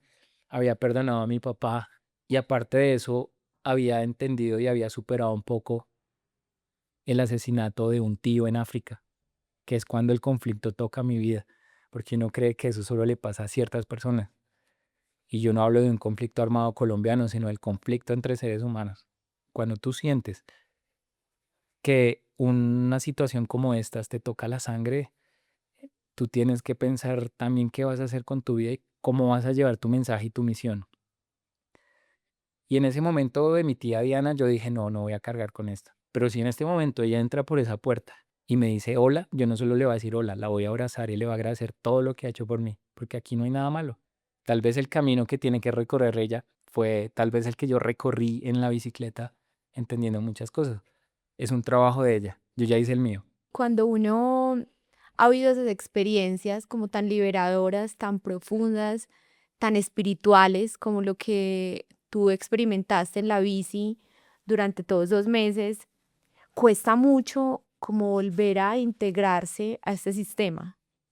Pues siento yo, ¿no? A mí me pasa mucho cuando me voy de viaje y me desconecto y yo digo, es que yo no estoy mirando el reloj, a mí no me importa que tengo que abrir el computador y mandar un email, o sea, yo estoy es viviendo esa experiencia a totalidad y hay una sensación muy grande de libertad, pero luego saber que tienes que volver y que toca como coger el ritmo de nuevo, porque pues son muchas cosas que juegan ahí, el tema laboral, bueno, Las la vida, obligaciones, sí. claro. Em, ¿Cómo es decir, bueno, ya pasó la pandemia? Porque la pandemia también siento que fue un momento difícil, pero también algo como surreal, pues como un Sí, periodo ahí claro. como muy raro de la vida, como estamos en la casa y Sí, como que súper trabajamos, pero bizarro, sí. no, cierto, era una cosa muy extraña, pero ya pasa la pandemia y también todos nos enfrentamos como, bueno, ahora hay que volver a la vida real y eso tiene que seguir funcionando. Ahí, ¿qué pasa? El viaje y la velocidad del alma es distinta al cuerpo. Cuando tú llegas de un viaje te sientes desalmado, como si uno tuviera una tusa. Sí, como que el alma no ha aterrizado. Y es porque el cuerpo llega. Más hoy en día que nos montamos en un avión y en una hora ya estamos en otro clima, en otro lugar, totalmente diferente. Pero el alma, que es con lo que se vive la vida, se queda en otro lugar y tiene unos días para que llegue, ¿sí? Eso lo experimentamos todos. Aquí hay un punto y es que para mí los viajes no son vacaciones, los viajes no son una salida, los viajes no son el momento de dispersión y de donde voy a desconectarme de todo esto. Yo nací para viajar, yo nací para que esos viajes cuenten historias y tal vez esas historias algún día cuenten mi historia, pero yo los viajes nunca los veo como una salida, sino es donde yo existo. La mejor versión de Andrés existe ahí, en el movimiento, en los viajes. ¿Y qué significa Bogotá para ti? Que es una ciudad también que tiene un ritmo muy, un poco diríamos, frenético.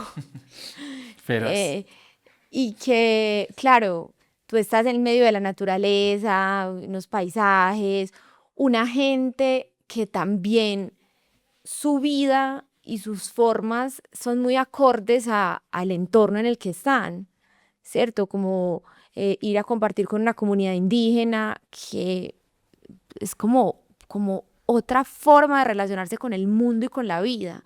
Y luego llegas a Bogotá y acá te toca estar de pronto un mes. ¿Cómo es ese momento? Cuando yo estoy en Bogotá, mi cuerpo está acá, cumpliendo una función biológica de estar acá, ¿sí? Y disfruto mucho el tiempo con mi novia, disfruto mucho el tiempo con mi mamá, con mis amigos, pero no hay un solo día en que yo esté en Bogotá que yo no esté haciendo algo que no tenga que ver con los territorios. No hay un día en que yo no me mande un mensaje con alguien de un territorio. No hay un día en que yo no esté editando un contenido, viendo una fotografía, escribiendo una estrategia, pensando en algo en el Chocó, en el Guaviare, en Putumayo, en Caquetá, en el Cauca, en La Guajira, en Arauca. No hay un solo día. No hay un día en que yo no haga algo que no tenga que ver con Colombia y su gente, no, no. Y también entiendo que el hecho de estar acá estratégicamente funciona un montón. Yo digo que mi casa es una embajada de Colombia. Aquí llega gente a mi casa de todos los lugares de Colombia. Amigos míos que he dejado el camino que yo les digo, vengan. Entonces también, digamos que estar en Bogotá es una oportunidad para organizar cómo, cómo hacemos que lo que yo viva salga de la piel y empiece a tocar a la gente que tiene que tocar, a la gente que tiene el dinero para pagar esos viajes, pero no lo hace por miedo, porque hay mucho estigma, hay una percepción de seguridad totalmente errada de territorios que lo único que han sido es el laboratorio de paz de este país. Entonces, encuentro también una misión en eso. Este año convencí a mis amigos que nos vamos a ir para un destino a los que yo he ido después del segundo semestre. Y lo voy a hacer. Tienen mucho miedo y muchas preguntas. A mí me van a tener que algún día de anciano, espero yo, tener que sacar de quién sabe dónde, pero de Colombia. Yo recuerdo que una vez estábamos conversando en Buenaventura y me contaste que tú habías participado como en todo el álbum de las Chocolatinas Jet. Y yo quedé como, wow, porque para mí, no sé si para todas las generaciones, Pero me miras no como sé si para todas las despectiva. generaciones, No sé tú, No sé tú que eres viejo si te tocó eso existía en tu infancia. no, pero en mi generación, de verdad, algo como, pues como muy simbólico, como muy icónico, Puedo decir una cosa para mi generación. más. Más. Ah, bueno, no sé, en mi generación era como, pucha, la chocolatina. O sea, siento que Eso es algo que compartimos como todos los colombianos, un poco como lo que pasó en el Super Bowl con Bad Bunny de las tres sillas y el niño acostado en la fiesta. Pues como esas cosas que uno dice, me representa. ¿Cómo llegó esa experiencia a ti? ¿Cómo fue participar en eso? Yo no sé si Claudia Bamón sepa lo que le ha hecho a mi vida. Hmm. Espero que sea consciente porque se lo he manifestado muchas veces. Pero esta es una oportunidad que llega desde Conexión Océanos, donde por cosas de la vida estoy sentado al lado de la persona que viene haciendo esto hace muchos años. Ella me pide que haga una prueba de escritura. No puedo spoilear mucho, pero esa prueba de escritura pues cumple. Yo lloré porque viene un recuerdo muy lindo y es que con mi abuela llenábamos el álbum, ¿sí? Vaya, cómprese 2 chocolatinitas a ver qué nos sale. Y ese fue como uno estudió biología y como sorprenderse de las láminas. Eso fue algo que representa muchos recuerdos de mi abuela. Ahora que pase el tiempo y tú no estés coleccionando, sino que estés escribiendo el álbum, yo no soy biólogo. De hecho, me encantaría ser biólogo. Y una de las cosas que tengo anotada en mi calendario de vida es estudiar biología o ecología. Y la naturaleza se ha puesto enfrente mío a que yo sea la voz de ella. Y lo voy a cumplir y lo voy a hacer hasta el último día de mi vida. Y una de esas maneras de hacer eso fue poder tener la oportunidad de escribir el álbum, que es un proyecto que va marchando ahí, ha tenido unos momentos un poco complejos, pero yo espero y confío que eso va a salir al aire, porque si las nuevas generaciones tienen la posibilidad de entender el país en el que nacieron, la tarea puede estar hecha. ¿Alguna vez has pensado en tener hijos? No, ¿Por qué? yo no sueño con tener hijos porque la responsabilidad de tener un hijo te encierra en un lugar, te encierra a cumplir una misión que yo siento que le haría muy bien. Pero yo siento que mi Yo propósito es también. tan grande, Yo también Que lo harías muy que lo bien. harías perfecto. siento que mi misión es tan grande que yo no puedo entregárselo a una sola persona. Yo siento que tengo muchos hijos en todo Colombia. Siento que hay unos pelados que yo he tenido la oportunidad de hablar. Les pongo un ejemplo. En Guaviare hay un chico al que yo una vez le regalé un celular porque vi que tenía unas facultades para tomar fotografías. Solamente porque en un momento de afán donde tenía el dron, tenía la cámara, tenía el lente largo, le dije, téngame el celular. Cuando yo vi lo que él hizo en 5 segundos, tomando una foto de unos indígenas al lado de una tulpa o el fuego, yo dije, este chico tiene una sensibilidad de fotógrafo y tal vez él no lo sabe. Hay que despertárselo. Y le envié un celular y empezaba a mandar fotos. Mira lo que estoy tomando, mira lo que estoy tomando. Hoy ya tiene una cámara y está haciendo unas cosas increíbles y seguramente pues ese momento cambió la vida de él. Entonces siento que la misión de padre, padre biológico podría limitarme un poco a como a esa gran misión que yo imagino en mi vida, ¿no? Sombita, hay un tema con el turismo que Colombia se está volviendo como un destino muy elegido por diferentes nacionalidades. Y yo viví en Perú un momento cuando Cusco era el destino más visitado del mundo y vi como una parte muy oscura del turismo y me sobrepasó, como donde se le da prioridad a los turistas sobre los locales, bueno, como una cosa muy oscura que no sé si hoy sigue pasando en Perú, pero más hace poco y no lo vi tan tremendo como me tocó a mí hace unos años. Aunque hace poco salió por ahí algo que iban a cerrar. Machu Machu Picchu, Picchu. sí. Y yo sé que vos también estás involucrado con el tema del turismo. ¿Con qué tipo de turismo? Como bacano que la gente interprete también como la responsabilidad que tenemos nosotros como receptores de turistas, que también implica tener un carácter para enfrentar lo que se viene, porque si sigue creciendo y no nos alistamos, se nos pueden comer vivos el país. Yo siento que una analogía que me ha funcionado como para entender muy bien eso que sucede es como cuando alguien va a tu casa. Entonces, ¿hasta qué punto lo dejo? O sea, si es una persona que no entra respetando, pues hasta qué punto le pongo límites también, porque es mi casa. O sea, tú estás acá de visita, pero es que es mi casa. Y en un país donde hay tanta desigualdad y la relación con la pobreza, con la escasez es tan grande, cuando llegan dólares, eso seduce a mucha población y la gente empieza a ceder y a ceder y a ceder y cuando nos damos cuenta cedimos tanto que nos quedamos, perdimos de identidad, perdimos recursos naturales. Este es un tema que me apasiona mucho, pero yo en el turismo encontré la herramienta más poderosa de paz que tenemos los colombianos, por muchas razones. Entre esas porque puede generar un modelo económico.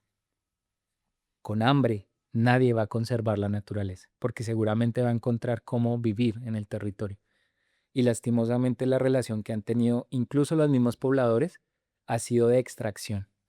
Colombia, especialmente la Colombia rural, ha construido su economía por bonanzas. ¿Sí? Entonces viene el triguilleo, la quinoa, el caucho, la coca. No podemos permitir que el turismo sea una bonanza más. Y para eso hay que estudiar y hay que prepararse y hay que encerrar la única herramienta que después de la firma de los acuerdos de paz en esos territorios está siendo una oportunidad de vida. Pero es que los primeros turistas no fuimos nosotros. Los primeros turistas son la gente que vivía ahí, porque no podían conocer sus territorios, porque esas personas no podían diferenciar las aves y toda la riqueza en la que están inmersos. Entonces, aquí hay varias cosas. Nosotros no podemos cometer los errores que ha cometido ciudades como Barcelona, lugares como Machu Picchu. Y para hacer eso hay que ser muy consciente de la formulación de los proyectos de turismo en estos territorios tan delicados y tan importantes para el país, porque contienen no solamente una riqueza natural, hídrica, sino arqueológica, biológica, ancestral, Social. social. Pero ¿qué pasa? Durante 50 años el colombiano no viajó por su país. Nosotros, nuestra relación con los territorios es una relación de miedo. Y aunque yo no entienda el conflicto, igual todo el mundo dice que eso es peligroso, allá no se puede ir. Pero resulta que ya hay personas que están empezando a formarse, a estudiar, a reconocer, a cambiar sus dinámicas, no solamente sociales, sino también económicas. De pasar de deforestar a reforestar y aprender de aves, porque hay personas muy interesadas en reconocer esas aves e ir a fotografiarlas. Entonces, eso hay que abrazarlo, eso hay que rodearlo. Y aquí hay un tema de pedagogía muy grande, hay unos retos demasiado grandes para que no pase eso. Y esos retos nos incluyen a todos, al ministerio, al Fondo de Desarrollo para el Turismo, a todas las entidades que hay orbitando el ecosistema de turismo, ¿sí? A las comunidades, a las corporaciones, a muchas instituciones nos tiene que comprometer para que este ejercicio se haga bien, para que se hagan estudios de capacidad de carga, para que los viajes sean viajes conscientes y no viajes por una foto, porque por eso viaja la gente, para la foto. Y hay un proceso de formación que han tomado el liderato muchas personas en territorio donde están tratando y aprendiendo a hacer las cosas bien. Nosotros que tenemos la posibilidad de estar en una ciudad e ir a esos lugares, tenemos que aprender también muchas cosas. El turismo es uno de los sectores, especialmente en Colombia, que no tiene mucha investigación, porque es un estudio reciente, es una mirada reciente, es una apuesta también desde los gobiernos reciente, ¿sí? Devuélvete 15 años y te digo, vamos para el Guaviare, a ver qué vas a pensar, vamos para Caquetá. Impensable, ¿sí? Pero es importante que nosotros en la ciudad también reconozcamos qué significan esos lugares. No es normal que un país a menos de 40 kilómetros de su costa caribe se eleven dos picos nevados. Eso no es normal. Eso es una magia natural que le ha otorgado a este país. No es normal que todos los pulsos de los ríos de las montañas lleguen a un lugar que se llama la Depresión Momposina y los ríos pierdan su velocidad para inundar y crear toda una dinámica sociocultural en toda la Depresión Momposina, para que esos ríos regulen todo el sistema hídrico de este país. No es normal que tengamos dos océanos, que las ballenas durante una temporada del año vengan a tener sus ballenatos en el Pacífico. No es normal que tengamos el Amazonas tan cerca, pero además de eso montañas que reciben todos los ríos voladores para que tengamos agua. No es normal que tengamos un escudo guyanés que se mete a Colombia como un milagro para formar todo esto que hay en toda la Orinoquía. No es normal que un país tenga 27 lenguas en un solo departamento. Y cuando digo no es normal, es que la gente no entiende eso, pero ese es nuestro país. Entonces, si el turismo va a llegar, tiene que llegar bien. Y desde cada esquina que cada persona tiene como su profesión, como su gestión, como su día a día, hasta la forma de ganar dinero, tiene que entender que hay un país por cuidar. Y el turismo puede ser una herramienta. Hasta ahora la que yo he descubierto la más poderosa porque genera un sistema económico. Si no tuviera un sistema económico, yo no le puedo decir a una persona, oiga, no tale los árboles y cuídelos. Dice, listo, yo no talo los árboles y los cuido. ¿Y de qué voy a vivir? Ah, no, no sé, pero no los tale. Sí, casi que es un poco lo que pasó con la coca en Colombia, como no hay carreteras, no hay cómo sacar plátanos, no hay insumos para cultivar Y no eh, siempre coca. y no siempre coca. Entonces me siento a morir de hambre porque no tengo opciones. No estoy diciendo que la relación con la coca en todo el país ha sido así, pero sí con muchos campesinos estuvieron obligados a sobrevivir de eso. Si no hay un sistema económico, como vos le decís, creo que no va a pasar nada. Y ahí es cuando pueden llegar o multinacionales o gente muy viva del negocio a decir, vamos a sacar los recursos de acá y a coger a esta gente para que sobreviva. A Y el co- desplatarla y hacer un hotel. exacto. No, y el costo, lo que decíamos, el costo social de identidad y el costo en el impacto ambiental, si no lo pensamos, si no empezamos a tener esas conversaciones desde ya, va a ser terrible como ya lo han vivido No, y otras partes del pasa. mundo. Acá hay algo que la gente no ve. Y es que, por ejemplo, cuando uno va de vacaciones, las personas que son locales ven a la persona en su situación de vacaciones, ¿sí? Derrochando, relajado, tranquilo, viviendo, no hay preocupaciones, no hay nada. Entonces, de alguna manera, el modelo que está construyendo las personas que están en territorio es como yo quiero vivir eso, yo quiero tener ese celular, yo quiero vestirme así, yo quiero peinarme así, yo quiero, ¿sí? Y es ahí donde no se entiende que esto tiene que hacerse, es una responsabilidad muy grande, porque no puede ser una bonanza más. Y esto convoca a todas las instituciones, pero también hay que educar al que va a viajar, ¿sí? Hay que educar también a las personas que están en territorio, porque ellos hasta ahora están entendiendo que la riqueza estaba en el patio de su casa con una cascada de 5 colores. Yo también siento que hay una cosa que sí debemos hacer, o deben hacer los países, es filtrar qué tipo de turistas quiero que lleguen a mi territorio. Sí. Que es un poco lo que pasa en Medellín.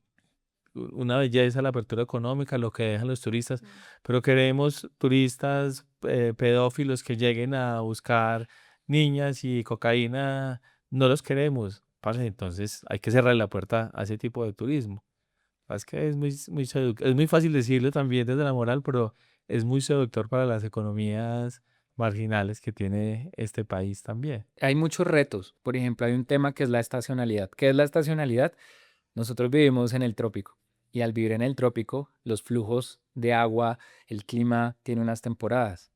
Entonces hay personas que han desarrollado proyectos de turismo donde solamente pueden operar en verano, pero en invierno, ¿qué se van a poner a hacer? Entonces hay muchos retos. Yo siento que el trabajo es un trabajo grandísimo. Necesitamos que cada vez lleguen más personas a trabajar con el turismo de manera consciente, sobre todo pensando en el cuidado de la naturaleza, porque estamos jugando con la herencia que ha estado intacta. Yo nunca pensé decir esto y es que gracias al conflicto armado, Ujú. estos lugares están conservados. Son 50 años de tregua para que no fuéramos allá a contaminar, a dejar botellas, a hacer un montón de cosas. Es el momento para empezar a planear bien lo que vamos a hacer en cuestión de turismo. Y hay lugares donde no necesitamos turistas. También eso hay que decirlo. Aquí no necesitamos un turista. Mire, que es que el lugar es precioso. Incluso yo estaba en lugares que yo a veces no publico. A mí no me interesa que la gente quiera ir allá, pero sí hay que entrar al territorio a buscar dinámicas alternativas para que ellos también puedan conservar. Y esto es muy bacano porque el turismo pone a las nuevas generaciones a conversar con sus antepasados, porque esa es también la búsqueda de ir a lo autóctono, a buscar esas conversaciones de cómo son esas otras Colombias que uno a veces dice, pues eso es la otra Colombia, ¿no? Es nuestra Colombia. Lo que pasa es que no la hemos reconocido porque nuestra relación con el territorio siempre ha sido una relación supremamente fracturada, pero la riqueza más grande y creo que el patrimonio más grande que tiene este país es toda su biodiversidad y la riqueza natural. Y es tarea de todo el mundo pensar eso. Piensen esto, la Colombia continental tiene el 42% de Amazonía. Y yo les pregunto a ustedes, ¿ustedes los educaron para cuidar la Amazonía, que es casi la mitad del territorio nacional? No. No. Ahora, toda el área de Colombia, el 50% son océanos. ¿Alguna vez nos educaron para cuidar los océanos? No. Y en Colombia pareciera que hubieran 32 países diferentes, sí, con acentos diferentes, costumbres diferentes, modos de vida diferentes. Y tenemos que encontrar algo que nos una, que no sea un partido de fútbol. Y si ganamos, porque si perdemos, pero yo siento que el colombiano tiene que empezar a reconocer lo lindo de su país, tiene que empezar a ver sus territorios, su gente, sus indígenas, sus comunidades afro, como parte también de su identidad. Es increíble el país que tenemos y es muy triste que alguien pase por la vida y nunca se dé cuenta del país en el que nació. Yo digo una cosa, ¿quién va a venir a sentirse orgulloso de Colombia? ¿Un australiano? ¿Un alemán? ¿Sí? No sé, un argentino. Y lo más curioso del caso es que pasa. Hoy yo le estaba diciendo a Natalia, una chica con la que hablamos esta mañana, que es muy loco que usualmente en las parejas interculturales, en la mayoría de los casos que nosotros conocemos, entonces es una colombiana que se casó con un español, es un colombiano que se casó con una sueca, es una colombiana que se casó con un alemán. Y ellos, vámonos a vivir a Colombia, ustedes tienen el paraíso. Y nosotros los colombianos, uy, no, que nos vamos a ir para allá. No, no, no, no. Y el europeo, el norteamericano, el australiano, diciendo, pero ¿cómo así? Es que yo me voy feliz. O sea, dígame qué hay que hacer que yo me voy ya. Ese lugar es un paraíso. Es común y también hay que hacer ahí una salvedad y es que con Gilmer Mesa, que un episodio que hicimos hace poco, dijimos es que hay muchas versiones de este país y este país para muchos ha sido una tragedia. Entonces hay gente que le cuesta esa reconciliación y hay algo que un poco, una realidad es que sí en hechos sí pasaron en este país y los medios a veces sin esa necesidad de hacer noticia, metiendo el dedo en la llaga y contando los medios internacionales también diciendo sí es el peor sitio del mundo, es más peligroso del mundo, también se generó un miedo Un colectivo en toda una estigma. generación y un estigma y un miedo que entiendo, pero que creo que si no hay personas como vos que están contando otra versión de ese país desde los territorios, que creo que es completamente Sí, no desde diferente Bogotá. contar el país desde Bogotá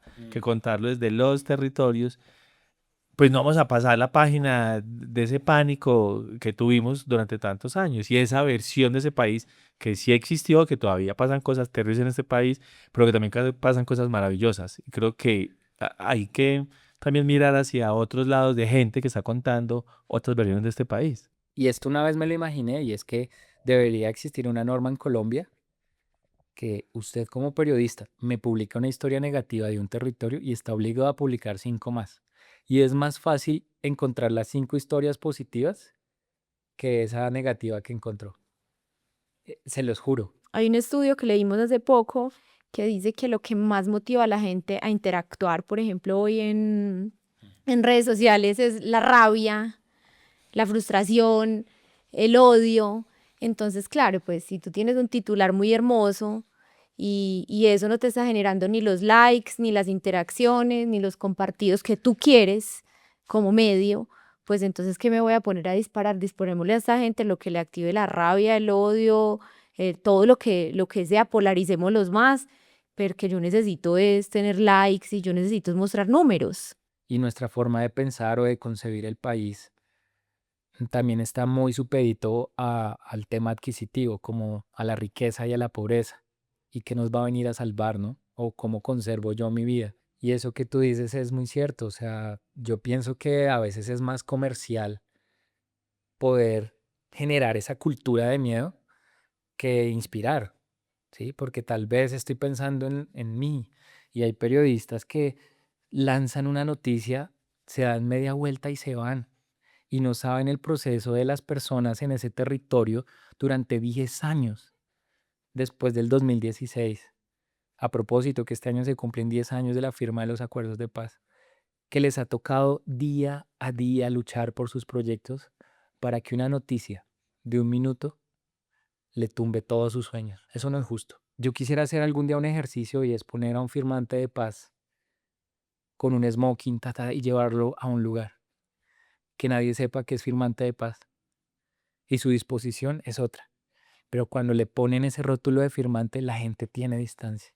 Pero que esté ahí de pie, buscando una nueva vida, lo mínimo que debería hacer la sociedad es abrazarlo y llevarlo por un camino de aceptación y un camino de una lucha conjunta que al final es lo humano. La mayoría de los pelados y peladas que estaban en el monte dándose bala no entendían el conflicto. La gran mayoría eran víctimas también del conflicto. Los niños que estaban ahí por lado y lado, no, muchos ni se enteraron de por qué estaban ahí dándose bala. Y creo que es mucho más fácil también en las campañas de guerra decir estos son los malos y estos son los buenos y que nos quedamos con esa versión de la historia. Y hoy sacarlos de esa, a ellos, quitarles ese estigma, pues después de que nos contaron todos los días en el noticiero, tantos minutos diarios, pues quitarles ese estigma es un desafío tremendo. Y es que, mira, ¿cuántos años ha venido contándose la guerra? De hecho, tú le preguntas a un pelado y una vez me dicen, no, es que ese guerrillero de Uribe, Sí, sí, sí. ¿sí? Sí, sí, sí. Entonces, claro, han pasado tantas cosas en el conflicto que hoy es inentendible, pero es tan difícil entrar a abrir una conversación diferente. Zumbi, ¿qué pasó con la bicicleta? Al ser una bicicleta tan antigua, todo el mundo me decía, se va a romper, se va a dañar, eso no le va a servir. Yo lo digo de verdad y de pronto de manera muy chistosa, pero yo hubiera sabido lo que yo iba a sufrir físicamente en esa bicicleta, yo nunca me hubiera ido en esa bicicleta. Fue durísimo. Claro, Marica. Es que está de 30, 40 kilos. 40 kilos. La bicicleta más equipaje. Más él. Además, que es una panadera, nada ergonómica, ¿sí? La bicicleta no es de mi medida, entonces, pues claro, imagínense todo. El hecho de bajar cogido de acá, pues no es lo mismo en la seguridad de otras posiciones. Tal vez no lo hubiera hecho, pero esa bicicleta tuvo magia. Esa bicicleta abrió conversaciones, esa bicicleta abrió espacios, esa bicicleta encarnó la energía de mi abuela. Me cuidó, Mm. me llevó a lugares donde yo nunca pensé estar. Conversó también. Yo cargaba una planta viva ahí atrás. Entonces la planta era como, ¿y usted por qué carga una planta? Y esa pregunta resultaba yo 8 días quedándome encaquetada por culpa de la planta. Entonces la bici, pues bueno, llega conmigo en la pandemia. Pero sobrevivió. O Sí, sea, no, probó finura. esa bici es increíble. Ha estado en 2 exposiciones, rodeada de muchas fotografías, contando historias. Hace poco me hicieron una pregunta y es, cuando usted se muera, ¿qué quisiera que pase con la bicicleta? ¿Sí? Y lo que yo respondí fue, la historia de la bici la va a contar las fotos, los escritos y quién sabe cuánto dura en el tiempo. Pero ella ahorita está en mi apartamento. Todos los días que la veo me recuerda también el propósito. Y algún día me gustaría volver con ella a viajar, a entregar las fotografías que he tomado, a contarle la historia quizás a los nietos o a los hijos de las personas que yo fotografié y volver a recorrer el país. Aunque el viaje no ha terminado, yo siento que voy a volver en algún momento, pero lo que yo me imagino es eso, como un viaje de retirada, recogiendo los pasos y ir y repartir otra vez esas fotografías y esas cosas que se han logrado A la acá. gente. Sí. Zumba, no, pues, parce, muchísimas gracias. Tremenda conversación. Yo quiero decir algo con la interpretación que hacemos de las redes sociales, porque hay una pelea constante con el contenido que se genera ahí, como lo hubo en algún momento con la televisión. Y era, en mi generación era como apague el televisor. El dicho era, si quiere ver, apague el televisor. Y la misma discusión se ha trasladado a las redes. Lo que pasa es que no hay dos canales o 100 los que tenían cable, sino que hay millones de canales de gente haciendo cosas. Y contenido muy brutal hay en Internet. Información muy brutal hay en Internet. Y la invitación un poco es a que pillen el contenido de Zumbambica. Creo que hace cosas brutales en todo sentido, técnicamente. O sea, es contenido muy bien hecho. Que esfuerzo tan hijo de madre. Y por otro lado, pues bien contado, contando del país, cosas chéveres, casi que sí, un resumen de lo que acabas de decir sobre qué chima que se contará más bacán el país. Un poquito que nos alejemos de ese miedo, también a veces de esa, como esa forma que nos contaron de viajar y de turistear, que es hotel 5 estrellas y que tengo que ir solo 8 días al año a un hotel, la gastarme la plata toda, tomando cócteles y parando las patas, sino que hay otra forma de viajar también y de enamorarse de una gente brutal que está en el país. El viaje es algo tan importante en las personas porque corresponde al movimiento. Dime algo que esté quieto en este momento en el planeta. Dime algo que esté quieto en tu cuerpo en este momento. Nada. El viaje es movimiento. ¿Cómo descubren América? Resultado de un viaje. ¿Qué es la expedición botánica? El resultado de un viaje. ¿Qué hace von Humboldt? Viajar. ¿Qué hace Schultz? Viajar por la Amazonía. Entonces, el viaje es una vertical que es una necesidad del hombre. Entonces, viajar por Colombia es conectarse también con la dinámica de vida y sobre todo con los pulsos de vida que tiene cada territorio. Y esto tiene que ser un tema sexy. Si la gente se diera un poquitico la oportunidad de viajar a estos territorios, yo les prometo que cuando vuelvan a Bogotá, a sus trabajos, a sus vidas, a sus familias, hay algo que va a cambiar y van a sentir más ganas de viajar por ese país. Pues primero, Zumbi, creo que hace un trabajo maravilloso. Yo siempre me he preguntado mucho, sobre todo con este tema del turismo en Colombia, que ha sido como un cuestionamiento para mí, sobre todo desde que volví y desde que he tenido la oportunidad de visitar algunos territorios, como que es primero el huevo o la gallina, o sea, que es primero que lleguemos las personas allá o que los territorios estén más preparados para recibir la gente, porque pues como lo decías ahorita es algo muy nuevo para nosotros, pues por toda nuestra historia, por todo lo que hemos pasado. Y yo sí creo que nosotros en las ciudades, quizás quienes tenemos un poquito de posibilidades económicas, educación, que tenemos como un poco de oportunidades, sí deberíamos tener como la conciencia de que darnos la posibilidad de visitar un lugar de estos también es llenar de oportunidades a una gente que ha estado resistiendo por muchos años. Entonces, que muchas veces la lectura que hacemos desde la ciudad, es que me sale más económico ir a Miami, un ejemplo. Es que, no, pero es que yo irme para Caquetá sabiendo que yo me puedo ir para Cancún.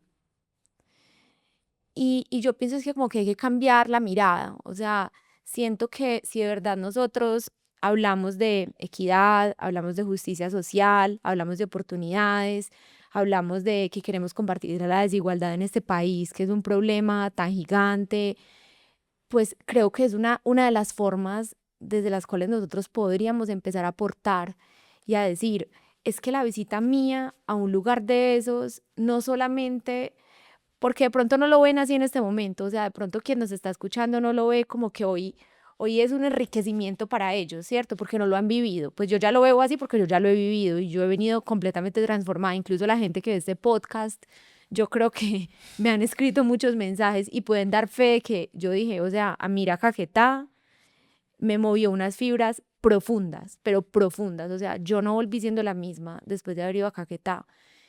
Y de pronto eso hay que vivirlo. Es muy difícil como transmitirlo si uno no lo ha vivido. Pero sí como plantearse que mi visita ya de pronto me voy a gastar 1 millón o 2 millones o 3 millones o no sé lo que me vaya a gastar. Es también una forma como de generosidad para una gente que lleva años comprometida con resistir en un territorio y que le ha tocado en esos lugares la peor parte de todo este conflicto. O sea, que nosotros desde las ciudades hemos vivido esto. También, Laura, que la discusión termina siendo, porque hay muchos leones ahorita en discusiones políticas partidistas y quieren que haces mucho país solo generando esas discusiones en Twitter o en las redes del colombiano, el espectador, del tiempo, de lo que sea. Y creen que es suficiente como, como tomar la voz y decir, ah, es que este político es muy malo, no, es que este es mejor que este. Pero en realidad lo que ¿Qué hacemos, estamos haciendo? ¿qué estamos haciendo para aportar algo? Por lo menos para entender Mm. cómo funciona un poco ese país fuera de las ciudades grandes, de las capitales. Creo que es Sí, un gran porque principio. se habla mucho, pues yo siempre pienso, el turismo en Colombia está despegando y llegaron no sé cuántos millones de turistas, pero en realidad, ¿cuántos de esos turistas están yendo a Guainía? Sí. ¿Cuántos de esos turistas están yendo a La Mojana? ¿Cuántos de esos turistas están en el Baupés? ¿Cierto? ¿No? Esos turistas están en Medellín porque es que hoy lo que se vendió fue Medellín, fue Cartagena, entonces el turismo de lujo, entonces no sé qué. Y a mí a veces me entristece un poco ver que, ahorita lo que les decía de lo de las parejas interculturales, ver que un europeo que va al Guaviare está mucho más sorprendido y a veces valora más que nosotros. Total. Entonces eso me choquea mucho, como decir, pero como esta persona que no es de acá, que ni siquiera se puede comunicar bien con esta persona que le está explicando el recorrido y está completamente deslumbrada y nosotros no lo sentimos así, o sea, como que me cuesta. Entonces yo creo que sí, yo sé que hay mucho dolor y comparto lo que dice Alejo y yo sé que muchas personas desafortunadamente han tenido que salir de Colombia en unas condiciones muy difíciles, pero no son todos los casos, o sea, no son Total. todos. Y, y a veces estando acá es difícil pagarse un viaje, yo entiendo que la economía es compleja, pero también sé que, por ejemplo, hay muchas personas que nos ven, que nos escuchan, que están en países donde uno dice, bueno, si gano euros o gano dólares, pues la plática rinde más acá. ¿Y por qué yo no llevar este recurso a una región del país donde yo pueda hacer una diferencia a la hijo de madre? En Medellín, bacano, pero pues como que redistribuyamos esto un Sí, y una poquito. cosa no excluye la otra tampoco. Tampoco, Sí. no, muy chévere. Nosotros vivimos en Medellín, es una chimba, pero como que nos demos la oportunidad como de redescubrir este país, eh, no sé, de reenamorarnos de esto, de mostrarle una cara distinta de esta tierra también a la gente, que cuando estemos en Berlín o cuando estemos en Montreal o cuando estemos en Buenos Aires, podamos contar un poco más también de este país. Pues que la transformación del viajero, la transformación que tiene la experiencia, no abarca el dinero que uno pague para una experiencia turística en estos lugares. Es de verdad, ustedes lo experimentaron en Caquetá. O sea, es una transformación porque es en el momento en que tú te encuentras con una realidad que nunca te contaron, en las voces de quienes vivieron en el territorio. Y uno se pone a hacer como el análisis y dice, sí, un tiquete, digamos, a Miami me cuesta menos, Medellín, Miami me cuesta menos, ir al Amazonas me cuesta más, o volar a Florencia me cuesta más. Pero cuando uno está ahí, uno de verdad sí entiende Claro. por qué cuesta más. O sea, uno lo entiende y uno lo logra dimensionar. O sea, nosotros estando en la Sierra Nevada, decíamos, es que subir comida acá. O sea, que uno pueda tener una experiencia en este lugar y que la comida llegue acá, esto vale mucho. O sea, esta gente, es que es un trabajo tenaz, o sea, esta gente camina horas para que esto suceda aquí. Y también todo tiene que ver también como con un tema de demanda y oferta. Pues, ¿qué sucede? Entre más poca gente vaya, pues son experiencias más exclusivas, más pequeñas, que incrementan también el valor. También hay otra cosa que hemos hablado mucho y nos pasó con India como destino, y es que decíamos que el mundo, la globalización ha hecho que el mundo se parece cada vez más. Mañana lanzan una colección de H&M y es global, o J Balvin lanza una canción, o Bad Bunny, o el que sea, pues, y la escuchas en París, y la escuchas en Copenhague y en Medellín. Pero hay unos destinos que no están en ese circuito. Y si quieres vivir algo diferente y no repetir como lo mismo, pero con el background, con una torre o con un edificio, con no sé qué, hay que ir a destinos diferentes, que también ofertan otras cosas, que más que la foto, pues. El lujo de viajar por Colombia es su gente y su naturaleza. Ese es el verdadero lujo de viajar por Colombia. Y lo otro, la gente cree que por ir a estos lugares no va a tener una sábana de 600 hilos, no va a poder dormir cómodamente, porque el tema de viajar a la naturaleza es como ir a pasar incomodidades. Ustedes no se imaginan los proyectos tan luxury que hay en estos destinos. Cabañas, camas, senderos, los desayunos, las apuestas gastronómicas de los territorios. Eso es una cosa increíble. Es que a uno le vuela la cabeza ver lo que la gente está haciendo ahí. Pues como que uno se queda como, ¿qué? ¿Eso está pasando acá? Sí. O sea, es una cosa impresionante. Yo me he quedado en medio de la naturaleza, en territorios como el Guaviare, Putumayo, Caquetá, donde es súper, súper luxury el tema de estar ahí. O sea, no es nada de lo que la gente se imagina. Y las personas en territorio han entendido cómo combinar un poco sus maneras de vida y como ellos tienen también sus planteamientos de vida normal, ¿sí? Con sus chocitas, con sus cabañas, con sus maneras de adobe, cómo han construido, pero han tratado y han mejorado también para esos públicos que creen que ir a la naturaleza es a pasar incomodidades. Y no, no es así. Pero también hay que entender que el turista no puede ir a un lugar a buscar la comodidad de su hogar, porque se va a sentir incómodo. El turista tiene que entender que va a un lugar donde se hacen esos esfuerzos, donde hay otras maneras de vida y tienen que disfrutarlo. Y eso es una tarea muy personal. Si tú vas a ir a buscar la comodidad de tu hogar en un lugar donde hay ese tipo de esfuerzos, por ejemplo, para llegar a los cerros de Mavecure, todo llega por lancha. Ir al corazón del Baupés, lleva un colchón al Baupés. Entonces también tienes que ser noble, tienes que ser un poquito respetuoso con los territorios y entender esos esfuerzos que están haciendo. Zumbi, gracias. Ahora sí. Sí, ahora sí, pero es que también me conmueve mucho este tema, porque sí, creo que uno, como que una vez lo vives y lo experimentas, como que quedas súper tocado, y yo he quedado muy tocada, y creo que tú eres parte fundamental también de eso que me ha sucedido, nos ha sucedido a nosotros. Mm, y de nuevo agradecerte mucho por lo que haces. Yo creo que este país particularmente necesita más zumbambicas. Y más gente que, como ustedes, visibilicen estos esfuerzos y esta voz que contiene un montón de historias. Entonces, no, gracias a ustedes, lo que ustedes hacen también es muy importante.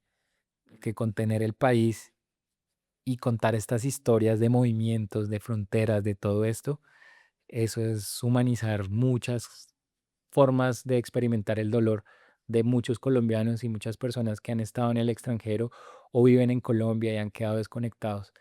Pero acá internamente también tenemos una vorágine y que ustedes estén volteando la mirada a estos temas, yo les debo agradecer es a ustedes, de verdad. Muchas, pero muchas gracias. O como siempre digo, kilómetros de gracias. Tan lindo. Invita, muchas gracias. Yo reitero la invitación. Por favor, visiten el contenido que hace Zulma, que a mí personalmente que hago yo solo hace mucho tiempo me parece brutal en todo sentido.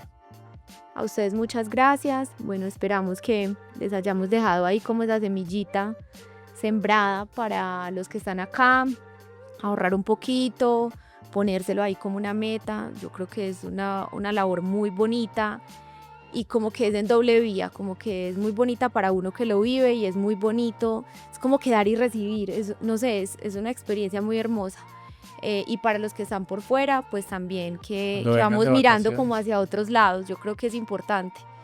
Y, y sobre todo, como responsabilizarnos nosotros también, como que estamos muy acostumbrados, es que los medios, y nosotros hacemos eso mucho acá, en este espacio, como hablamos de todo y echamos vainas y no sé qué, pero también es, bueno, y cómo puedo yo hacer que esto sea diferente, qué puedo hacer desde el lugar en el que estoy.